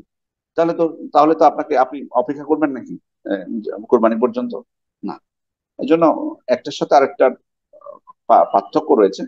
যদিও দুইটা আল্লাহ নৈকট্য লাভের উদ্দেশ্যে আর্থিক ইবাদত, পশু জবাই, তবুও পার্থক্য যেহেতু আছে সেজন্য আমরা একসাথে করার কোনো আহ, যৌক্তিকতা এখানে নেই, এই জন্য আমরা আলাদাভাবে করবো। এখন আপনি যে প্রশ্নটা করেছেন, উনি যেটা বলতে চেয়েছেন যে মানে উনি যেহেতু ওনার আব্বা করেছিল একসাথে, সেহেতু এটা হয়তো বা গ্রহণযোগ্য হয়নি, এই কারণে উনি আবার দিতে চাচ্ছেন। আপনার দেওয়াটা অপরিহার্য না, আপনার দেওয়াটা অপরিহার্য না, যদি না কেউ না করেও থাকে। কারণ এটা হক হচ্ছে কিন্তু পিতার উপরে, আকিকাটা হচ্ছে পিতার উপরে হক। উনি যদি হকের ক্ষেত্রে অবহেলা করে থাকেন, এটা দায়ভার তার উপর বর্তাবে, আপনার উপর বর্তাবে না, সেজন্য আপনার আলাদাভাবে করার দরকার নেই। যদিও কোনো কোনো ওলামা একরাম বলেছেন নিজের কুরবানি যদি না হয়ে থাকে, নিজের আকিকা না হয়ে থাকলে নিজে দিতে পারে, একটা মত আছে, কিন্তু এক্ষেত্রে স্পষ্টভাবে সালাফদের কোনো আমল প্রমাণিত হয় না, যে কারণে এটা আসলে পিতার উপরেই এটা কর্তব্য। সেক্ষেত্রে আপনি আপনার আকিকা দিতে বাধ্য না। জি। জি শেখ, এরপরে প্রশ্ন এসেছে জি। কোরবানির ক্ষেত্রে হাদিসে বলা হয়েছে যে যারা কোরবানি দিতে ইচ্ছুক বা নিয়োগ করেছে তারা যেন জিলহজের মাসের 1 তারিখ থেকে কোরবানি দেওয়া পর্যন্ত চুল নখ ইত্যাদি না কাটে। তো এক্ষেত্রে বেশ কিছু প্রশ্ন এসেছে। প্রথম হলো যে এই চুল নখ না কাটা এটা কি বাধ্যতামূলক কিনা, কিংবা যদি চুল নখ কাটে তাহলে কুরবানির কোনো ক্ষতি হবে কিনা? কুরবানির ক্ষেত্রে কোনো ক্ষতি হবে না, যে কুরবানি কবুল হওয়া বা না হওয়া, আল্লাহর উদ্দেশ্যে দিলে আল্লাহ আল্লাহ কবুল হতে, আমরা তো আসলে কবুল হওয়াটা তো আমরা বলতে পারবো না যে কবুল হলো কিনা, আপনার অন্য সমস্যার কারণে তো কবুলের ক্ষেত্রে বাধা হতে পারে। বাকি এটা চুল নখ কাটাটা এটা কুরবানির কবুল হওয়ার ক্ষেত্রে কোনো বাধা নাই, তবে আল্লাহর নির্দেশ সমান, এজন্য আপনি পাপী হবেন।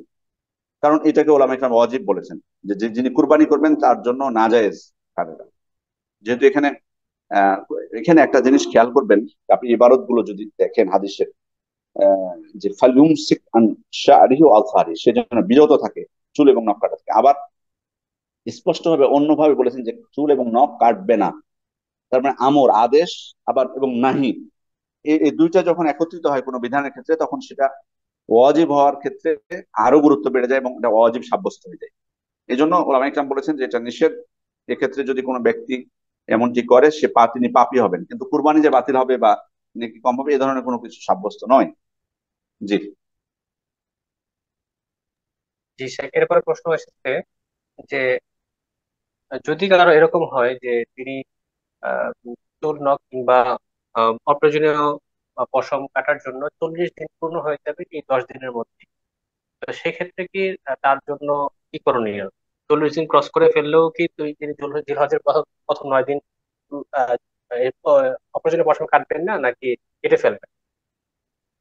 ওনাকে বলবো, উনি করণীয় জিজ্ঞেস করেছেন, ওনাকে বলবো যে আপনি জিলহজ মাস মানে পড়া মানে শুরু হওয়ার আগে আপনি কেটে ফেলবেন, সহজ উপায়। এমন তো না যে আপনাকে 40 দিন পূর্ণ করে কাটতে হবে, 40টা হলো এটা শেষ সীমা। আপনি যদি 7 দিন পর পরও কাটেন কোনো অসুবিধা নেই, কোনো অসুবিধা নেই। সুতরাং আপনি দেখবেন, এটাই তো মুসলিম একজন ব্যক্তি অ্যালার্ট থাকবেন, মুসলিম ব্যক্তি সর্বদা। তা আপনি যেদিন জিলকদের 29 তারিখ ছিল সেদিনই আপনি ভাববেন যে আজকে যদি চাঁদ উঠে যায় তাহলে জিলহজ শুরু হয়ে যাবে, আর জিলহজ শুরু হলে আমার জন্য এলাও না চুল এবং নখ কাটা, তাহলে আমি আজকেই আমার সব প্রস্তুতি শেষ করে ফেলবো। এই জন্য আপনি যদি গণনাও করেন তবু আপনি আপনি সেদিনই, আপনি যদি 30 দিনও হয়, আপনার যদি 20 দিনও হয়, আপনি সেদিন কেটে ফেলবেন। তাহলে আর মাঝখানে আপনাকে কাটতে হবে না। যদি ধরুন আপনি যেদিন জিলকদের 29 তারিখ সেদিন আপনার 35 দিন হয়েছে, তখন আপনি কি বলবেন যে আমি কাটতে পারবো না? না, আপনি সেদিন কেটে ফেললেন, তাহলে আর আপনাকে এই 10 দিনের মধ্যে কাটতে হবে না। আর দ্বিতীয়ত, যদি এমনটি ভুল হয়ে থাকে যে আপনি হয়তো কাটেননি কিন্তু এই জিলহজ শুরু হওয়ার পর আপনার 40 পূর্ণ হবে, আমি বলবো যে কাটার দরকার নেই। কারণ হলো যে, বিষয়টা হলো যে 40 পার হয়ে গেলে এটা যে মানে আমাদের সমাজে কিন্তু প্রচলিত আছে যে ইবাদত কবুল হয় না, এই কথাটা আসলে, এই কথাটা ঠিক না। এ ধরনের কোনো বক্তব্য নাই শরীয়তে। তবে হ্যাঁ, আপনি যখন 40 দিন ক্রস করবেন তখন আপনি আল্লাহ রসুল আসলামের আদেশ বা সুন্নাহ অমান্য করলেন, এর এর দায়ভার আপনাকে নিতে হবে। বাকি অন্য ইবাদত কবুল হবে না, বিষয়টা ঠিক না, এটা বাড়িয়ে বলি আমরা। তবে হ্যাঁ, খেয়াল রাখতে হবে যে মানে বিশেষ করে ফরজ গোসল যদি হয় বিশেষ করে, তাহলে সেখানে পানি যদি পৌঁছতে কোনো প্রকার বাধা সৃষ্টি হয় তাহলে কিন্তু এটা অসুবিধা, তাহলে অসুবিধা। বাকি যদি 40 পার হয়ে গেছে কিন্তু আপনার ধরেন কোনো পানি পৌঁছতে কোনো সমস্যা হচ্ছে না, তাহলে এটা আপনার ইবাদতের ক্ষেত্রে বাধা হবে না। ইবাদতের ক্ষেত্রে কোনো বাধা হবে না যদি আপনি পরিপূর্ণভাবে ভবিষ্যৎ অর্জন করতে পারেন, ইবাদতের ক্ষেত্রে কোনো বাধা হবে না। তবে আপনি সুন্নাহ অমান্য করার কারণে পাপী হতে পারেন। জি। তার মানে আপনার এখন আমি যেটা বলবো যে যদি এমন হয়ে থাকে যে 10 দিন শুরু হওয়ার পর 40 পূর্ণ হবে, আপনি বিরত থাকুন কাটা থেকে, যেহেতু আল্লাহ রসুল মানে নিষেধ করেছেন। তবে খেয়াল রাখবেন যাতে আপনার পবিত্রতার ক্ষেত্রে এটা বাধা না হয়। জি। জি শেখ, এরপরে প্রশ্ন এসেছে যে যারা হজে তামাত্তু করতে চাচ্ছে, তারা তো 8 জিলহজের আগেই উমরা করে হালাল হয়ে যাবে, সেক্ষেত্রে তাদের কোনো সমস্যা হবে কিনা তারা চুল কাটে উমরা থেকে হ্যাঁ, হালাল ঠিক। হওয়ার? জি, সাধারণত যারা তামাত্ম করবেন তাদের উপর তো হাদি, তো সেক্ষেত্রে তারাও তো কুরবানি করবেন, যেটাকে হাদি বলা হয়। আর আমরা যেটা করি সেটা হলো উদহিয়া, স্বাভাবিক অবস্থা। সেটার ক্ষেত্রে একই নিয়ম প্রযোজ্য যে জিলহজ মাস শুরু হয়ে গেলে তারা নাক চুল কাটা থেকে বিরত থাকবেন। কিন্তু প্রশ্ন হলো, জিলহজ শুরু হওয়ার পর যাচ্ছেন উনি হজে এবং তামাত্ম করবেন, সেক্ষেত্রে তারা তো উমরা করার পর ওনাকে হালাল হতে হবে। হালাল হতে হলে তো তাহলে চুলটাকে কাটতেই হবে। নাড়া হয়তো উনি করবেন না, যেহেতু সময় কম।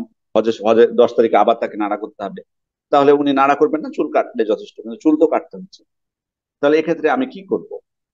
এক্ষেত্রে ওলামা ইকরাম বলছেন যে আপনি চুল কাটবেন। উমরা করলে যেহেতু আপনাকে হালাল হতে হবে, এটা তো একটা এটা তো আপনার উমরার অন্যতম একটা ওয়াজিব, উমরার অন্যতম একটা ওয়াজিব। সেক্ষেত্রে এই জন্য আপনাকে চুল কাটতেই হবে। এই জন্য ওলামা ইকরাম এক্ষেত্রে কিন্তু আলেমদের মধ্যে কিন্তু এই জন্য এটা নিয়ে কিন্তু একটা মতভেদ আছে যে কোনো ওয়াজিব এবং কোনো নাহি যদি একসাথে হয় তাহলে কোনটাকে আমি প্রাধান্য দিই। সেক্ষেত্রে ওয়াজিবটাকে প্রাধান্য দেওয়ার কথা বলা হয়েছে। এই জন্য আপনি অধিক যুক্তিযুক্ত এটা যে আপনি ওয়াজিবটাকে প্রাধান্য দিবেন। যেমন আমরা খেয়াল করি যে তাহিয়াতুল মসজিদের ক্ষেত্রে যারা ওয়াজিব বলেছেন তারা নিষিদ্ধ অর্থে কিন্তু করতে বলেছেন। তাহলে এখানে নাহির থেকে আপনি ওয়াজিবটাকে প্রাধান্য দিচ্ছেন বেশি। এই জন্য এক্ষেত্রেও চুল কাট চুল নখ কাটা নিষেধ নাহি, আর উমরার পর চুল কাটা এটা হচ্ছে ওয়াজিব। ওয়াজিব এবং নাহি যখন নিষেধ একসাথে আসে তখন ওয়াজিবটাকে প্রাধান্য দিতে হয়। এই জন্য আপনি আপনার জন্য জায়েজ হলো, আপনি হালাল যেহেতু হতে হবে আপনাকে, সেজন্য আপনি চুল কাটতে পারবেন, কিন্তু অন্যগুলো কাটবেন না। অন্যগুলো আগে মানে জিলহজ মাস শুরু হওয়ার আগে আপনি কেটে ফেলবেন। শুধু যেহেতু চুলটা আপনার উমরার জন্য লাগবেই কাটা, সেজন্য ওইটা কাটা আপনার জন্য জায়েজ। জি। জি শেখ, চুল নখ ইত্যাদি না কাটার ব্যাপারে আরেকটি প্রশ্ন এসেছে যে আহ, জিলহজের প্রথম এই 9 দিন কোরবানির আগ পর্যন্ত চুল নখ না কাটার এই বিষয়ে কোনো প্রেক্ষাপট বা পটভূমি রয়েছে কিনা, অর্থাৎ কোরবানির সাথে এর কোনো সম্পর্ক রয়েছে কিনা যদি। আল্লাহু আলাম। তবে কোন কোন আলামা ইকরাম অনেকে হিকমত এটা উল্লেখ করেছেন, যে মানে এটা ত্যাগ একটা, বা এই বিষয়টা অনেকটা ত্যাগের সাথে তুলনা করেছেন এটা। কিন্তু আসলে শরীয়তের ব্যাপারে স্পেসিফিক আল্লাহ রসুল ইসলাম, আল্লাহ তাআলা বা আল্লাহ রসুল ইসলাম কোনো ধরনের এই ধরনের কোনো কারণ উল্লেখ করেনি, যে কারণে শরীয়তের অধিকাংশ মাসআলা মাসাইল গুলোর বিষয়ে আমাদের নীতি থাকবে যে শরীয়ত নির্দেশ দিয়েছে তাই আমরা করছি, শরীয়ত নিষেধ করেছে তাই আমরা বিরত হচ্ছি, এটাই হবে। এটাই প্রাথমিকভাবে প্রত্যেকটা ক্ষেত্রে এটা আমার করতে হবে। হিকমত যদি আমি নাও বুঝতে পারি আমার জন্য অপরিহার্য না। এই জন্য তো আয়েশা রাদিয়াল্লাহু আনহাকে যখন প্রশ্ন করা হয়েছিল যে মা বালুস সাইম, মা বালুল হায়েদ তাকদিস সিয়াম ওয়ালা তাকদিস সালাহ, পিরিয়ড যার হয় যে নারীর, কেন এমনটা যে সে সিয়াম কাজা করবে অথচ সালাত কাজা করবে না? তখন উনি সোজা উত্তর দিয়েছেন, কুন্না নাহিদু ফি আহদি রাসূলিল্লাহি সাল্লাল্লাহু আলাইহি ওয়াসাল্লাম ফানু'মারু বিকাদাইস সাওম ওয়া লা নু'মারু বিকাদাইস সালাহ। আল্লাহ রাসূলের যুগে আমাদের পিরিয়ড হতো, আল্লাহ রাসূল আমাদেরকে আদেশ করেছিলেন সিয়াম কাজা করতে, আমরা কাজা করেছি। আর সালাত কাজা করতে বলা হয়নি, আমরা সালাত কাজা করিনি। তারপর শরীয়ত আমাদেরকে বলেছে আমরা এটার মধ্যে সীমাবদ্ধ থাকবো। হিকমত জানাটা আমাদের অপরিহার্য নয়। জি। শেখ, এরপরে প্রশ্ন এসেছে যে জিলহজের প্রথম 9 দিন রাসূল সাল্লাল্লাহু আলাইহি ওয়াসাল্লাম সিয়াম রাখতেন বলে হাদিসে উল্লেখ রয়েছে। তো কেউ যদি এই 9টি সিয়ামের নিয়ত করে ফেলে কিন্তু প্রথম দিকে কয়েকটি সিয়াম মিস হয়ে গেছে, তাহলে শেষের সিয়াম গুলো তিনি রাখবেন কিনা এভাবে জানতে চাই। মানে উনি আগে নিয়ত করেছিলেন যে উনি 9টা রাখবেন, প্রথম দিকে উনি জি, রাখতে পারেননি, জি, তাহলে জি। কি করতে হবে উনি বলছেন পরে? প্রথম যেমন প্রথম দুটিতে মিস করেছেন, তাহলে বাকি দিনগুলো সিয়াম রাখবেন কিনা, অর্থাৎ 9 জিলহজ পর্যন্ত বাকি সিয়াম গুলো কন্টিনিউ করবেন। কেন রাখবেন না? প্রথম আপনার নিয়ত ছিল যে আপনি করবেন কিন্তু পারলেন না, কোনো অসুবিধা নেই, এটা নফল। আপনার নিয়ত ছিল আপনি পারলেন না, নফল হতে পারে। যদি বিশেষ করে আপনার যদি ওজর থাকে, মানে কঠিন ওজর, ধরুন আপনার জ্বর হয়ে গেছে, অসুস্থ হয়ে গেছেন, তো হতে পারে যে আল্লাহ আপনাকে সহব দিয়ে দিতে পারেন, আপনার নিয়ত যেহেতু দৃঢ় নিয়ত ছিল। কিন্তু আপনি পরের গুলো রাখবেন না কেন? আপনার যদি সামর্থ্য থাকে আপনি রাখবেন, আপনি যে কয়টা পারবেন আপনি রাখবেন। জি। জি স্যার, এরপর প্রশ্ন এসেছে আরাফার দিনের সিয়ামে বিশেষ ফজিলত বর্ণিত হয়েছে। তো আরাফার দিনের সিয়ামটা কবে রাখবে, অর্থাৎ সৌদি আরবে যেদিন আরাফায় হাজিগণ অবস্থা করে সেদিন, নাকি প্রত্যেকে নিজ দেশের 9 জিলহজ? আমি এ বিষয়ে আহ মানে এ বিষয়ে আলেমদের মধ্যে কিন্তু অনেক আহ, দলিল বিশ্লেষণ, দলিলের উত্তর দেওয়া, মতভেদ আছে। আহ, আমানত স্বরূপ আমি আপনাদেরকে বলে দিই, সেটা সেটা হলো এটা স্পষ্ট একটা ইজতিহাদি মাসআলা। ইজতিহাদি মাসআলা, যে কারণে এক্ষেত্রে ওলামা ইকরাম দুই ভাগ হয়েছে। কোন কোন ওলামা ইকরাম তারা মনে করেন যে হাজীগণ যেদিন আরাফায় থাকবেন সেদিন আমরা আরাফা সিয়াম রাখবো। আর কোন কোন ওলামা ইকরাম মনে করেন যে আহ 9 তারিখ যেহেতু আরাফা, সেহেতু প্রত্যেক দেশ তাদের 9 তারিখেই তাদের 9 তারিখে তারা সিয়াম পালন করবে আরাফার। প্রথমত এই মতভেদ কেন হলো? মতভেদ হওয়ার কারণ হলো মূলত যে আরাফা দ্বারা এটা কি আসলে স্থানটা আসলে এখানে উদ্দেশ্য নাকি সময়টা উদ্দেশ্য? যারা স্থানকে উদ্দেশ্য করেছেন বা প্রাধান্য দিয়েছেন তারা যেদিন হাজিরা আরাফায় থাকবেন সেদিনকে তারা প্রাধান্য দিয়েছেন বা সেদিন রাখার কথা বলেছেন। আর যারা সময়টাকে প্রাধান্য দিয়েছেন তারা বলেছেন যে আরাফা হয় 9 তারিখে, সেহেতু প্রত্যেকে তাদের 9 তারিখে তারা সিয়াম পালন করবে। এক্ষেত্রে পক্ষে বিপক্ষে তারা অনেক দলিল আদিল্লা নিয়ে এসে নিজেদের দলিলকে যেমন শক্তিশালী হিসেবে উপস্থাপন করার চেষ্টা করেছেন, অপর পক্ষের দলিলকে তারা উত্তর দেওয়ার চেষ্টা করেছেন। অনেক বড় বিষয়।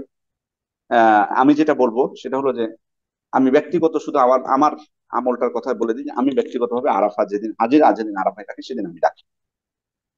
আহ, যদি আপনি আমাকে জিজ্ঞেস করেন যে আমি কোন দিন রাখবো, কিন্তু কেউ যদি 9 তারিখে রাখে এবং 9 তারিখের মতটাকে তার কাছে শক্তিশালী মনে হয়, 9 তারিখে আপনি রাখতে পারেন। ইনশাল্লাহ আশা করা যায় যে আল্লাহ তাআলা সবাইকে আরাফা সিয়ামের ফজিলত দান করবেন। এগুলো নিয়ে আমরা বিতর্ক করতে যাব না বা বলতেও যাব না। আমাদের আলেম ওলামাদেরও বলা ঠিক না যে আপনি যে মতটা পোষণ করছেন অপরটাকে ভুল বলাটা ঠিক হবে না, যেহেতু স্পষ্ট একটা ইজতিহাদি মাসালা। শুধু ভুল বলা, কারণ আমাদের কারো কাছে ওহি আসে না যে আমরা নিজেরটাকে মানে আমারটাই রাইট আর একটা ভুল। বরং ইজতিহাদি মাসালা আমি মনে করতেছি যে যারা আরাফার দিনের কথা বলেছেন সে দলিলগুলো বেশি স্পষ্ট। সিয়ামু ইয়াউমে আরাফা যেহেতু বলা হয়েছে, এই দৃষ্টিকোণ থেকে আমরা এটা প্রাধান্য হচ্ছে। আর কারো কাছে যদি মনে হয়ে থাকে যে না 9 তারিখটা বেশি প্রাধান্য, সেটাই যুক্তিযুক্ত অধিক নিকটবর্তী, তিনি সেটা পালন করতে পারেন। এক্ষেত্রে একজন আরেকজনের আমলকে নষ্ট করার দরকার নেই, বরং আল্লাহ তালাই আহ, তিনি আমল কবুল করা না করার মালিক হচ্ছেন তিনি।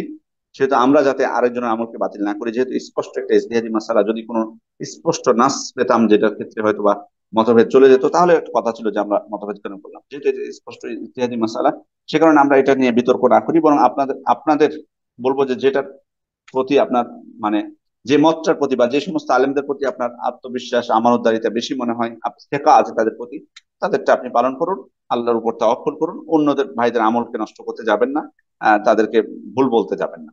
কোনো আলেমদেরও এটা বলা ঠিক না, যেহেতু স্পষ্ট ইতিহাদি মাসালা। বর্তমান যুগে বড় বড় ওলামা ইকরামও এটা থেকে মতভেদ করেছেন। আর কেউ কেউ অবশ্য বলেছেন যে নিয়ত করাটা অপরিহার্য না আরাফার জন্য, টানা যদি 9 দিন নফল সিয়ামে রাখে তাহলে তো উনি পাচ্ছেনই। এটা অনেকে বলেছেন, এটা অনেকে বলেছেন যে উনি তো পেয়ে যাবেন তাহলে সব। আল্লাহ আলাম। আপনারা যেটা সিদ্ধান্ত নেবেন সেটা ইনশাল্লাহ কোনো অসুবিধা নেই। আমরা একেবারে শেষের দিকে চলে এসেছি। আমরা শেষ করবো। আমরা ফেসবুকে কমেন্টেও লাইভ চলাকালীন বেশ কিছু তথ্য পেয়েছিলাম, সেখানে কিছু তথ্য দেওয়ার চেষ্টা করছি। আমরা শাইখের কাছে জেনে নেবো। সে একজন প্রশ্ন করেছেন, আফরিন তানাজ, যদি কোনো গরুর 2 বছর পূর্ণ না হয় কিন্তু দেখতে অনেক বড় মনে হয়, তাহলে এটাতে কোরবানি দেওয়া যাবে কি? আমি বুঝতে পারিনি আপনার প্রশ্নটা, আবার যদি একটু রিপিট করতেন। যদি কোনো গরু 2 বছর পূর্ণ না হয় কিন্তু দেখতে অনেক বড় মনে হয়, তাহলে কোরবানি দেওয়া যাবে কিনা? তার দাঁতটা বের হয়েছে কিনা, তার দাঁত যদি বের হয়ে থাকে 2 বছর আগে, নতুন দাঁত, তাহলে আপনি দিবেন। আর যদি দাঁত বের না হয় কিন্তু হৃষ্টপুষ্ট হয়, কোনো কোনো ওলামা ইকরামের মতে দেওয়া যাবে। তবে আমরা বলবো মুসলিমটা স্পষ্ট হওয়া ভালো। 2 বছর হয়নি কিন্তু দাঁত উঠে গেছে, দাঁত উঠলে দিবেন, না হলে না না দেওয়াই উচিত। এর পরে ফারহানা আক্তার প্রশ্ন করেছেন, মহিলারা কি ঈদের সালাত বাহিরে পড়বে নাকি বাসায় পড়বে?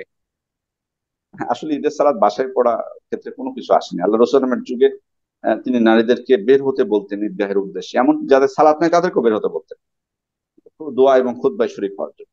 এমনকি যাদের চাদর ছিল না তাদেরকেও চাদর, অন্য তার বোনের কাছ থেকে চাদর নিয়ে বের হতে বলা হয়েছে, আরেকজনের কাছ থেকে। তার মানে কতটা গুরুত্ব। কিন্তু এর জন্য কিন্তু এই যে ব্যবস্থাপনা না থাকা, এর জন্য কিন্তু দায়ী আমাদের বোনেরা না, আমাদের ভাইরা দায়ী, পুরুষরা দায়ী, এ সমাজ দায়ী। তবে এ সমাজকে এর দায়ভার কিন্তু বহন করতে হবে। অনেক জায়গায় আমরা বলে যে জায়গার সমস্যা, এটা সমস্যা, ওইটা সমস্যা, আসলে সমস্যাটা আমাদের।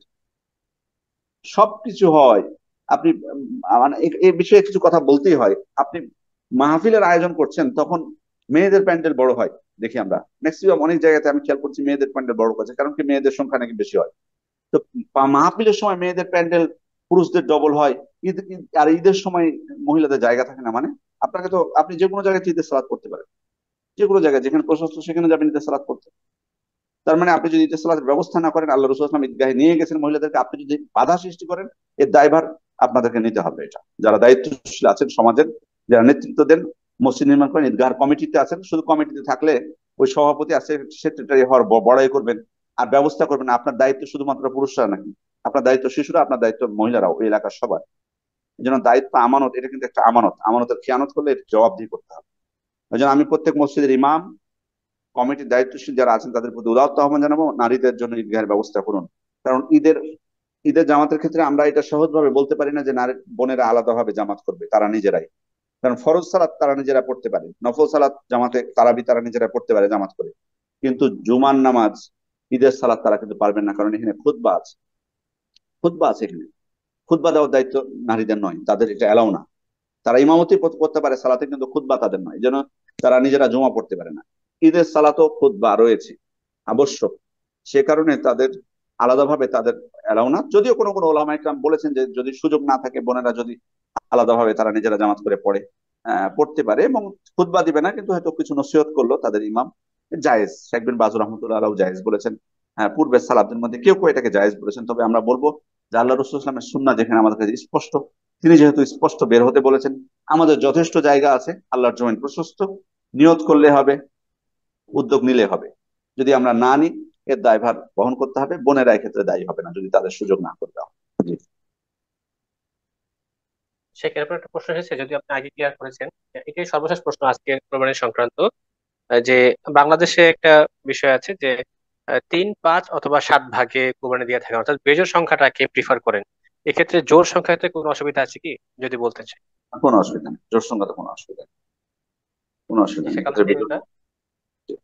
তাহলে ঈদুল আজহা এবং কুরবানি সংক্রান্ত যত প্রশ্ন এসেছে, আলহামদুলিল্লাহ আমরা সকল উত্তর পেয়েছি আপনার কাছ থেকে। সর্বশেষ একটি প্রশ্ন উল্লেখ করতে হয়, যেটা আসলে একটি ভিন্ন বিষয়ে, হজ সংক্রান্ত বিষয়ে। সেটা প্রশ্ন করেছেন আহ, রুবামা রহমান। আপনি প্রশ্ন করেছেন যে আমরা যারা হজের সফরে মক্কা থেকে মদিনায় এসেছি, তারা যখন হজের জন্য মক্কায় যাব, তখন মদিনা থেকে এহরাম করব নাকি মক্কার হোটেলে গিয়ে এহরাম করব? যদিও শেখ এই ব্যাপারে আমাদের ডিপ্লোমা ইসলাম স্টাডিজ কোর্সে ফিকুল হজ বিষয়ে বিস্তারিত উল্লেখ আছে। সে বিষয়ে তারা জানতে পারবেন, তবুও শেখ আপনি অত সংক্ষেপে উল্লেখ করবেন। এখানে কিছুটা মতভেদ পরিলক্ষিত হয়। কেউ কেউ মনে করেছেন যে যেহেতু আপনার উমরা একবার হয়ে গেছে, সেহেতু আপনি যদি উমরা আর করার প্রয়োজন নেই, বরং আপনি সরাসরি ইহরাম ছাড়াও মক্কায় চলে যেতে পারেন, যেহেতু আপনি উমরা করছেন না সে কারণে। আবার কেউ কোনো কোনো আমাকে বলছেন যে না, আপনি যেহেতু একটা মিকাত অতিক্রম করবেন, সেহেতু আপনাকে ইহরাম এখান থেকে বেঁধে যেতে হবে হজের জন্য। আর যদি আপনি মনে করেন যে আপনি আরেকটা উমরা করবেন, যদিও এক সফরে একাধিক উমরা এটা সুন্নাহ নয়, কিন্তু যেহেতু এটা একটা আলাদা সফর মদিনাটা, আর মদিনা যেহেতু সারাই সফর, মানে আপনি ইচ্ছা করে ঘুরতে যান, এটা শরীয়তের যে সমস্ত জায়গাগুলোতে সফর করা বৈধ তার মধ্যে একটা মদিনা। এই দৃষ্টিকোণ থেকে ওলামা ইকরাম বলছেন যে মক্কা থেকে মদিনা এটা একটা আলাদা সফর, সারাই সফর। সে কারণে আপনার সুযোগ আছে, আরেকটা উমরা যদি আপনি করতে চান করতে পারবেন। এই জন্য আপনারা যারা মদিনায় আছেন, আপনারা যদি এখন মনে করেন আপনি প্রথম উমরা যেটা আপনি করেছেন সেটা তো আপনার তামাত্তু উমরা হয়ে গেছে, এক্ষেত্রে এখন আপনি আর একটা উমরা করতে পারবেন। যদি করতে চান আপনার নিজের পক্ষ থেকে, আর যদি কোনো মৃত ব্যক্তির পক্ষ থেকে করতে চান সেটাও করতে পারবেন। তারপর উমরা করে আপনি হালাল হয়ে যাবেন। হজের দিন 8 তারিখে আপনি আবার নতুন ভাবে হজের ইহরাম বাঁধবেন। এটা আপনার সুযোগ আছে। আর যদি আপনি মনে করেন না আমি একশো করে একটার বেশি উমরা করবো না, তাহলে আমি বলবো আপনাকে হজের ইহরামটা বেঁধে নিয়ে মদিনা জুলহুলাইফা থেকে, এটাই আপনার জন্য বেশি নিরাপদ, যেহেতু একটা মিকাত আপনি অতিক্রম করছেন। আশা করি এটা স্পষ্ট হয়েছে বিষয়। জি। জি শেখ, আলহামদুলিল্লাহ শেখ, আমরা সকল প্রশ্ন উত্তর পেয়েছি। তো শেখ এই পর্যায়ে আমরা ইনশাল্লাহ লাইভ সেশনটি শেষ দিয়ে চলে এসেছি, যেহেতু ইশার সালাত আছে। তো শেখ সর্বশেষ আপনি আপনার কাছ থেকে সব বক্তব্য আহ, আশা করছি ইনশাল্লাহ। আর যেহেতু এখানে হজ সংক্রান্ত প্রশ্ন এসেছে, তাই ডিপ্লোমা ইসলামিক স্টাডিজ কোর্স এই বিষয়ে বিভিন্ন সাবজেক্ট আছে, তো সেই ব্যাপারে আপনি সংক্ষেপে বলে হয়তো বা আজকের লাইভ সেশনটা কমপ্লিট করতে পারেন ইনশাল্লাহ। এর মধ্যে ডিপ্লোমা ইসলামিক স্টাডিজ এই কোর্সের 10ম ব্যাচের ভর্তি চলছে, যেটা কমেন্টে উল্লেখ আছে। তো সেই ব্যাপারে আপনি বক্তব্য দিন ইনশাল্লাহ, আজকে সেশন কমপ্লিট করতে পারেন। আমি বিশেষ করে আমি বলবো যে আজকে যে ইবাদত গুলো আমরা করছি বা ইবাদত আসতেছে, আজকে কুরবানি কেন্দ্রিক আজকে লাইভ ছিল, আমি প্রত্যেককে বলবো যে আমরা প্রত্যেকে আসুন নিজের নিয়তকে খালেজ করি, অন্যের নিয়ত নিয়ে খেলাধুলা না করি, খেলতামাশা না করি। কার কুরবানি হচ্ছে কার কুরবানি হবে না, অমুক তো হারাম টাকার, অমুকের তো নিয়ত গোস্ত খাওয়া, এগুলো প্লিজ এগুলো করবেন না। কার নিয়ত গোস্ত খাওয়া, কার নিয়ত গোস্ত খাওয়া না, কার নিয়ত কোরবানি, এটা এটা এটা দায়িত্ব আপনাকে দেওয়া হয়নি। আপনি নিজের নিয়তটাকে খালেজ করুন, আল্লাহ সন্তুষ্টির উদ্দেশ্যে কোরবানি করুন, মানুষকে নিয়ে এত মাতামাতি করবেন। প্রথম এটা বিষয় আহ্বান জানাবো। দ্বিতীয় বিষয় হচ্ছে এলম অর্জন, জ্ঞান অর্জনে যতটুকু সময় পাবেন জ্ঞান অর্জন করুন। যাদের ইসলামের ব্যাপারে জ্ঞান খুবই কম, আমি বলবো যে এই সমস্ত কোর্স গুলো এটা খুবই আমাদের জন্য, আমি বলবো যে এটা সুযোগ, আল্লাহ তাআলার নিয়ামত আপনি মনে করতে পারেন এটাকে। আল্লাহ তাআলা নিয়ামত মনে করতে পারেন যে আপনাকে দূরে কোথাও যেতে হচ্ছে না জ্ঞান অর্জনের জন্য, কিন্তু দূরে সালাফরা গেছেন, কারণ দায়িত্ব জ্ঞান অর্জন করা। আজকে কত সুযোগ করে দেয়, আপনি ঘরে বসে জ্ঞান অর্জন করতে পারছেন। বহু আলহামদুলিল্লাহ কোর্স রয়েছে, তার মধ্যে তয়বা একাডেমি কোর্স গুলো বিশেষ করে আমাদের বোনদের জন্য খুবই ভালো। কেন? কারণ এখানে নির্দিষ্ট সময়ে, বা আমাদের ভাই সবার জন্য, কারণ কর্মজীবী মানুষদের জন্য এটা খুবই সুযোগ যে তারা যে সমস্ত ক্লাসগুলো নির্দিষ্ট সময়ে হয় এগুলো করতে পারেন না। সে কারণে তাদের সুযোগ বুঝে ছুটির দিনে অথবা ফাঁকা যে কোনো সময়ে তারা ক্লাসগুলো করে তারা এক্সাম দিয়ে তারা কোর্সগুলো সম্পন্ন করতে পারেন। আমি মনে করি তাইবা একাডেমি যে ডিপ্লোমা কোর্সটা আছে 1 বছরের, খুবই গুরুত্বপূর্ণ, এবং এখান থেকে আলহামদুলিল্লাহ যথেষ্ট আপনি অনেক মাসলা মাসাইল এবং জ্ঞান অর্জন করতে পারবেন। আলহামদুলিল্লাহ যথেষ্ট কন্টেন্ট আছে। কষ্ট তো করতে হবে, সময় তো বের করতে হবে। দিনের জন্য সময় দিবেন না, দুনিয়ার জন্য এত দিতে পারছেন, দিনের জন্য তো আমাদেরকে দিতে হবে। আপনি যে বলেন কঠিন অনেক কিছু আছে, পারি না এত কিছু, এটা আমাকে বোঝালে আমি কিন্তু বুঝবো যে হ্যাঁ, আপনি পারেন না, আপনি অনেক ব্যস্ত।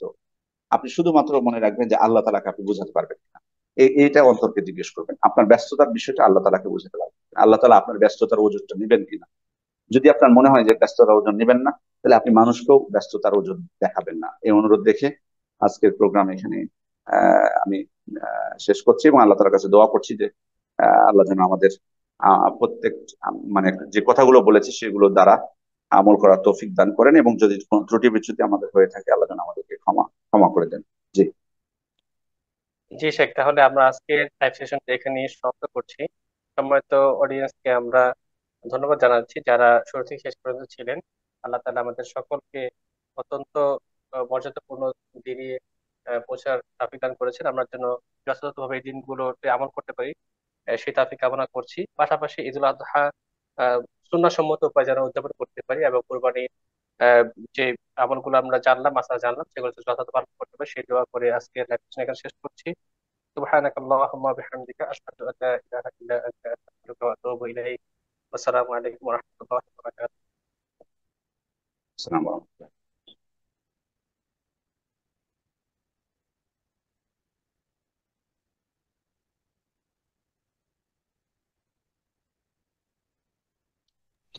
জি মাহবুব ভাই, লাইভ ইন ইন করে দিছি, শেষ হয়ে গেছে।